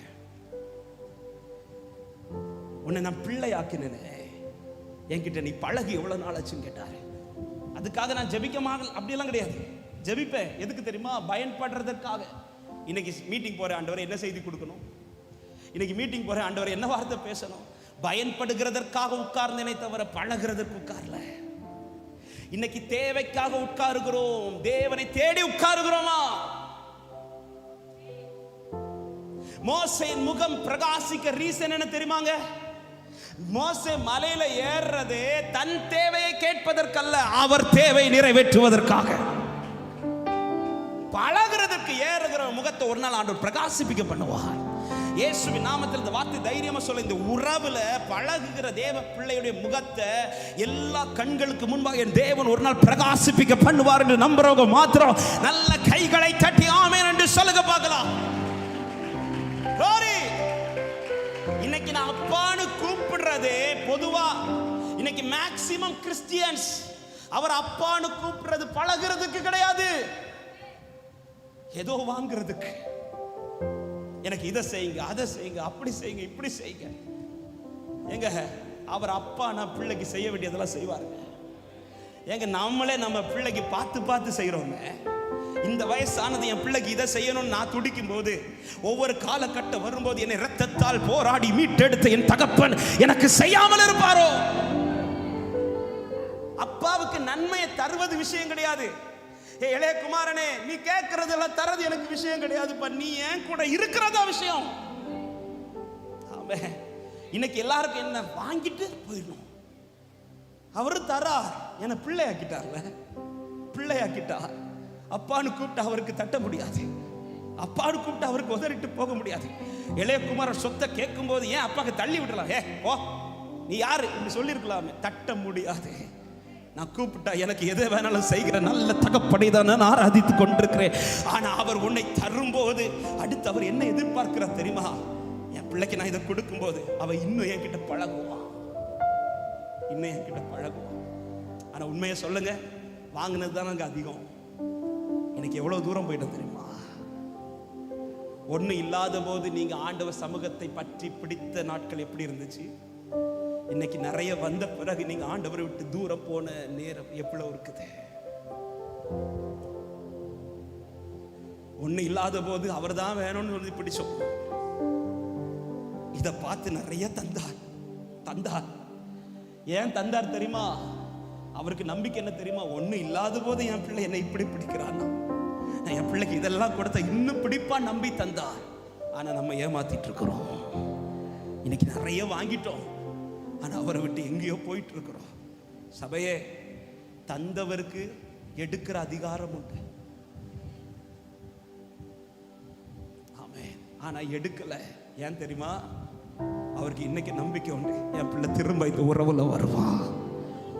பரிசுத்த ஆவி உங்கள் நிலை பெறப்பட வேண்டுமானால் இந்த உறவிலே நீங்கள் நிலைத்திருக்க கர்த்தர் விரும்புகிறார். எல்லாரும் எழுந்து நிற்கலாமா? தேவ சமூகத்துல நீ உறவில் இருந்து உலர்ந்த அனுபவத்தோடு தேவ சமூகத்தில் உன்னை விட்டு கொடுப்பாயானால் இந்த இரவு நேரத்தில் மறுபடியும் அந்த ஆவியானவர் உனக்குள் ஊற்றப்பட விரும்புகிறார். எத்தனை பேர் விரும்புறீங்க? பரிசுத்த ஆவி உனக்குள் வரும்போது ஆமென். கர்த்தர் உங்களை அதிகாரப்படுத்துவார். கிறிஸ்துவை உங்களிலிருந்து வெளிப்படுத்துவார். கிறிஸ்து வரும்போது கிறிஸ்துவை உங்களுக்கு காண்பிப்பார். ஹல்லேலூயா. உங்களுக்கு கொடுக்கப்பட்ட நற்பொருட்கள் பாதுகாக்கப்பட்டு கொண்டிருக்கும். ஆமென், ஆமென். உங்கள் மேல் முத்திரை போடுவார். ஹல்லேலூயா, ஹல்லேலூயா. எல்லார கண்களை மூடி ஒரு 5-10 நிமிடங்கள் கொஞ்சம் ஆவி நிறைவோட கர்த்தர் உங்களை நிரப்ப விரும்புகிறார். எல்லார கண்களை மூடி. முதலாவது, இந்த உறவுக்குள் கர்த்தர் உன்னை திரும்ப அழைக்கிறார். இந்த உறவுக்குள் கர்த்தர் உன்னை திரும்ப அழைக்கிறார். தூரமாயிருக்கிற அன்பு உள்ளமே, திரும்ப இந்த உறவுக்குள் வாருங்கள். தூரமாயிருக்கிற உள்ளமே, ஆதியில் கொண்டிருந்த அந்த அன்புக்குள் கர்த்தர் உன்னை திரும்ப அழைக்கிறார். ஹல்லேலூயா, ஹல்லேலூயா. உன் பேரில் எனக்கு ஒரு குறை உண்டு, உன் பேரில் எனக்கு ஒரு குறை உண்டு. நீ எல்லாத்துலயும் நல்லா தான் பாருக்கிற. நீ ஆராதனைனா ஓடி வந்துடுற, எந்த மீட்டிங்னாலும் ஓடி வந்து உட்கார்ற. ஆனா ஆதியில் கொண்டிருந்த அந்த அன்பு, அப்பாவோடு உள்ள அந்த பழக்கம், அப்பாவோடு உள்ள உறவு இன்னைக்கு அநேகருடைய வாழ்க்கையில் நஷ்டப்பட்டு இருக்கிறது. இந்த இரவு நேரத்தில் எத்தனை பேர் அர்ப்பணிக்கிறீங்க? ஆண்டவரே, திரும்ப இந்த உறவுக்குள் என்னை கர்த்தர் கொண்டு வருவீராக.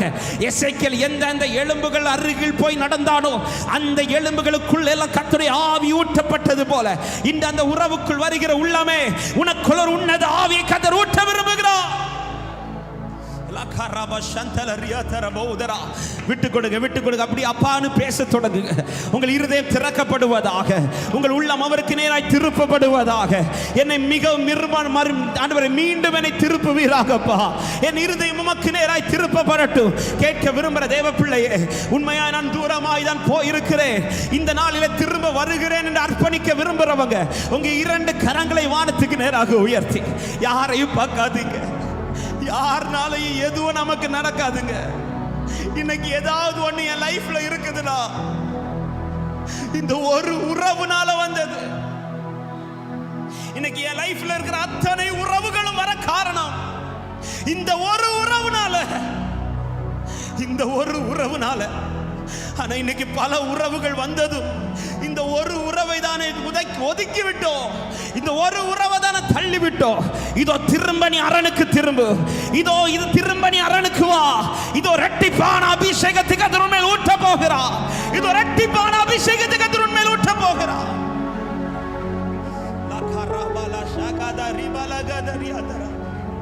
உனக்குள் நான் என் ஆவியை வைப்பேன், உனக்குள் நான் என் ஆவியை வைப்பேன். ஆமென். பரிசுத்த ஆவி உனக்குள் வரும்போது நீ கர்த்தரை மகிமைப்படுத்துவாய்.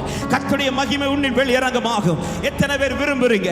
இதை கேட்க விரும்புறவங்க, ஆண்டவரே, இனி எனக்குள் வெளிப்படுவது என்னுடைய கிரியைகள் அல்ல, உம்முடைய மகிமை வெளிப்படட்டும் என்று அர்ப்பணிக்கிற உள்ளமே, கொஞ்சம் வாய்களை திறந்து ஸ்தோத்திரத்தோட இதோ நீ கேட்க கேட்க ஒரு பரிசுத்த அக்கினி உண்மையில் பற்றி பிடிக்க போகிறது. ஒரு பரிசுத்த ஆவி உண்மையில் ஊற்றப்பட போகிறது. ஒரு உன்னத பலன் உண்மையில் ஊற்றப்பட போகிறது.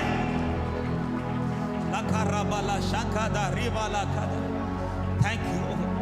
தூரத்திலிருந்து கேட்காதே, அருகில் வந்து கேளு, அருகில் வந்து கேளு. ஒரு விஷயம், எல்லார் கண்களை மூடி, எல்லார் கண்ணில் யார் கண்களை திறந்திருக்க வேணாம், யார் அங்கிருந்து பார்க்க வேணாம். ஒரே ஒரு கேள்வி உங்க முன்னாடி வைக்கிறேன். இன்னைக்கு அப்பா பக்கத்தில் நிற்கிறீங்களா? அப்பாவை விட்டு தூரத்தில் நிற்கிறீங்களா? ஹல்லேலூயா. எத்தனை அனுபவங்கள் நஷ்டப்பட்டு விட்டது சபையே, எத்தனை அனுபவங்கள் நஷ்டப்பட்டு விட்டது. ஆண்டவர் திரும்ப அந்த உறவுக்குள் உன்னை அழைக்கிறார். நீ சாதாரணமான பாத்திரம் கிடையாது. உன் குடும்பத்திற்கு நீ சாதாரணமானவனா இருக்கலாம், சாதாரணமானவளா இருக்கலாம். உன் சொந்தங்கள் நடுவில் நீ சாதாரணமானவனா இருக்கலாம், சாதாரணமானவளா இருக்கலாம். ஆனால் பரலோகத்தின் பார்வைக்கு நீதான் அருமையானவனும், நீதான் விசேஷித்தமானதும் பாத்திரம். உன்னில் கர்த்தர் தமது ஆவியை ஊற்ற விரும்புகிறார்.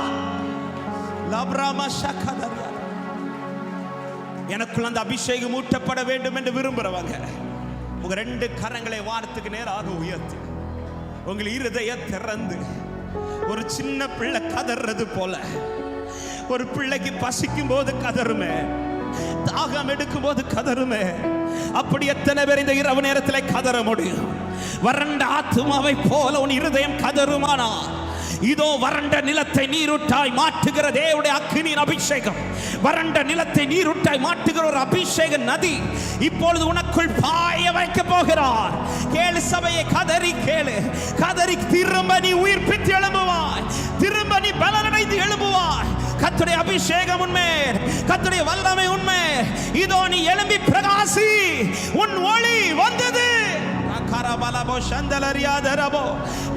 ஊற்றிடுமே உம் வல்லமையை இந்த நாளில் எங்கள் மேலே, ஊற்றிடுமே உம் அக்கினியை இந்த நாளில் எங்கள் நல்ல கைகளை தட்டி பாடி, ஊற்றிடுமே உம் வல்லமையை இந்த நாளில் எங்கள் மேலே, ஊற்றிடுமே உம் அக்கினியை இந்த நாளில் எங்கள் மீது. வல்லமை வல்லமை வல்லமை தாருமே தேசத்தை உமக்கா.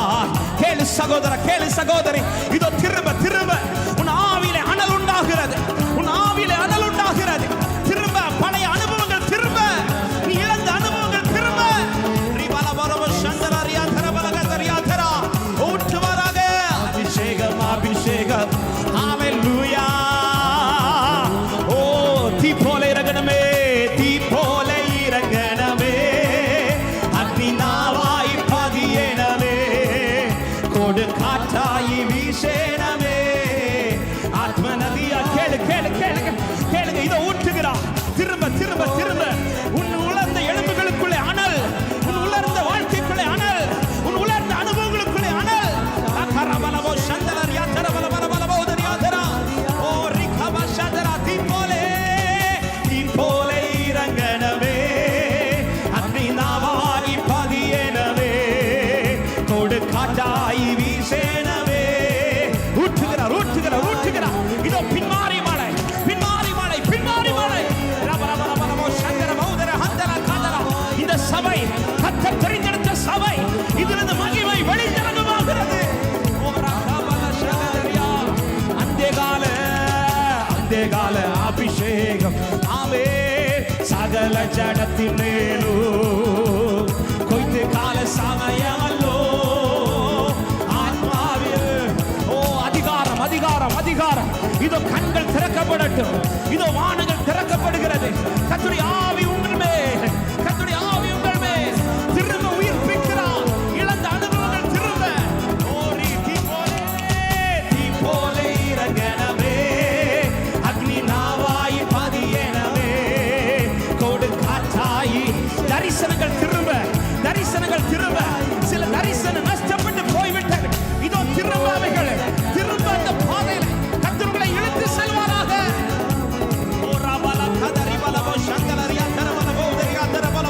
நாவிலே அதிகாரம், வார்த்தையிலே அதிகாரம், ஆமென். ஜபத்திலே அதிகாரம், ஆமென். நீ பேசுகிற வார்த்தைகள் அதிகாரம், செய்கிற அதிகாரம், பார்வையில் அதிகாரம். ஓ ராமா தீ போல, தீ போல, தீ போல, தீ போல. இதோ பலிபீடத்தின் மேல் அக்கினி, பரிசுத்த அக்கினி.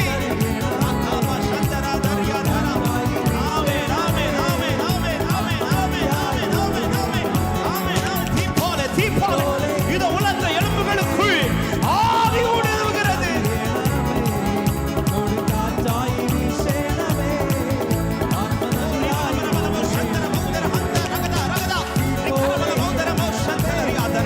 இழந்த அனுபவங்கள், இழந்த அனுபவங்கள், இழந்த ஜெப வாழ்க்கை, இழந்த அபிஷேக கிருபைகள் திரும்ப திரும்ப இதோ முளைத்தெழும்புவதாக, முளைத்தெழும்புவதாக.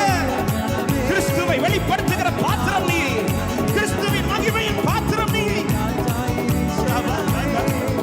நல்ல கைகளை தட்டி அபிஷேகப்பட்ட தேவ பிள்ளைகள் அந்நிய பாஷைகளோடு.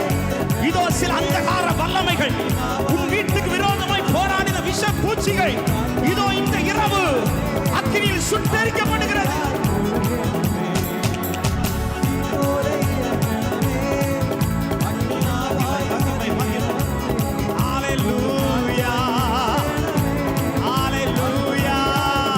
நல்ல கைகளை தட்டி விடுதலையோட, விடுதலையோட, விடுதலையோட ஒரு சில நிமிடங்கள் அந்நிய பாஷைகளை பேசி.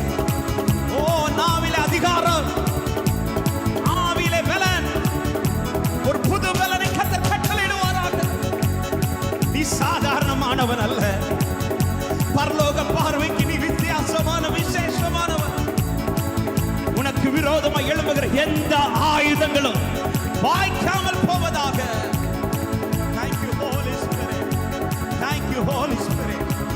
கிறிஸ்துவை காண்பிக்க உனக்குள் இருந்து பரிசுத்த ஆவியானவர் நடத்துவாராக. நல்ல கைகளை தட்டி ஒரு சில நிமிடங்கள் முழு பலத்தோடு கரங்களை தட்டி வாய்களை விரிவாய் திறந்து ஆண்டவரை மகிமைப்படுத்துங்கள். ஓ ரிமனமோ சந்தலரியா ரபோ ஹந்தரா கபலோ ஷாலதரியா தரலரே. Thank you அப்பா. Thank you அப்பா. Thank you அப்பா. Thank you அப்பா. Thank you அப்பா. Thank you அப்பா. Thank you அப்பா. பரிசுத்த ஆவியே நமக்குள் இருப்பாரானால் நம் மூலம் கிறிஸ்து மகிமைப்படுவார். எத்தனை பேர் விரும்புறீங்க இந்த கடைசி கூட்டத்தினுடைய இந்த கடைசி மணி நேரத்தில் ஆண்டவரே இதுவரை வாழ்ந்தது எப்படியோ வாழ்ந்துட்டேன் ஆண்டவரே, ஆனால் இனி உள்ள வாழ்க்கை உம்மை பிரதிபலிக்கிற வாழ்க்கையாய் மாற என்னை அர்ப்பணிக்கிறேன் என்று அர்ப்பணிக்க விரும்புகிற உள்ளங்கள் வெட்கப்படாமல் நம்பிக்கையோடு உங்கள் 2 கரங்களையும் உயர்த்தி நான் உங்களுக்காய் ஜெபிக்க விரும்புகிறேன். அப்படி அர்ப்பணிக்கிற உள்ளமை கர்த்தர் உன்னை பார்த்து பேசுற வார்த்தை, நீ எனக்கு மிகவும் பிரியமானவர், நீ எனக்கு மிகவும் பிரியமானவர். இயேசு கிறிஸ்து பிதாவின் விருப்பத்தை செய்ய வந்தபோது பிதா சொன்ன வார்த்தை, இவர் என்னுடைய நேசகுமாரன் என்று. அப்படி அவருடைய சித்தத்தை செய்ய அர்ப்பணிக்கிற உள்ளமே இந்த நேரத்தில் பரலோகம் உன்னை பார்த்து சொல்லுகிற வார்த்தை, நீ அவருக்கு ரொம்ப பிரியமான குமாரத்தி. உன்னை கர்த்தர் எந்த தீமைக்கும் தீங்குக்கும் ஒப்பு கொடுக்கவே மாட்டார். விசுவாசத்தோடு கர்த்தருக்காய் நில்லுங்கள். உனக்கு இருக்கிற இந்த பலத்தோடு நீ புறப்படு. உன்னை கொண்டு கர்த்தர் பெரிய ரட்சிப்பை கட்டளையிடுவார். எத்தனை பேர் விசுவாசித்து ஆமென் என்று சொல்லி நல்ல கைகளை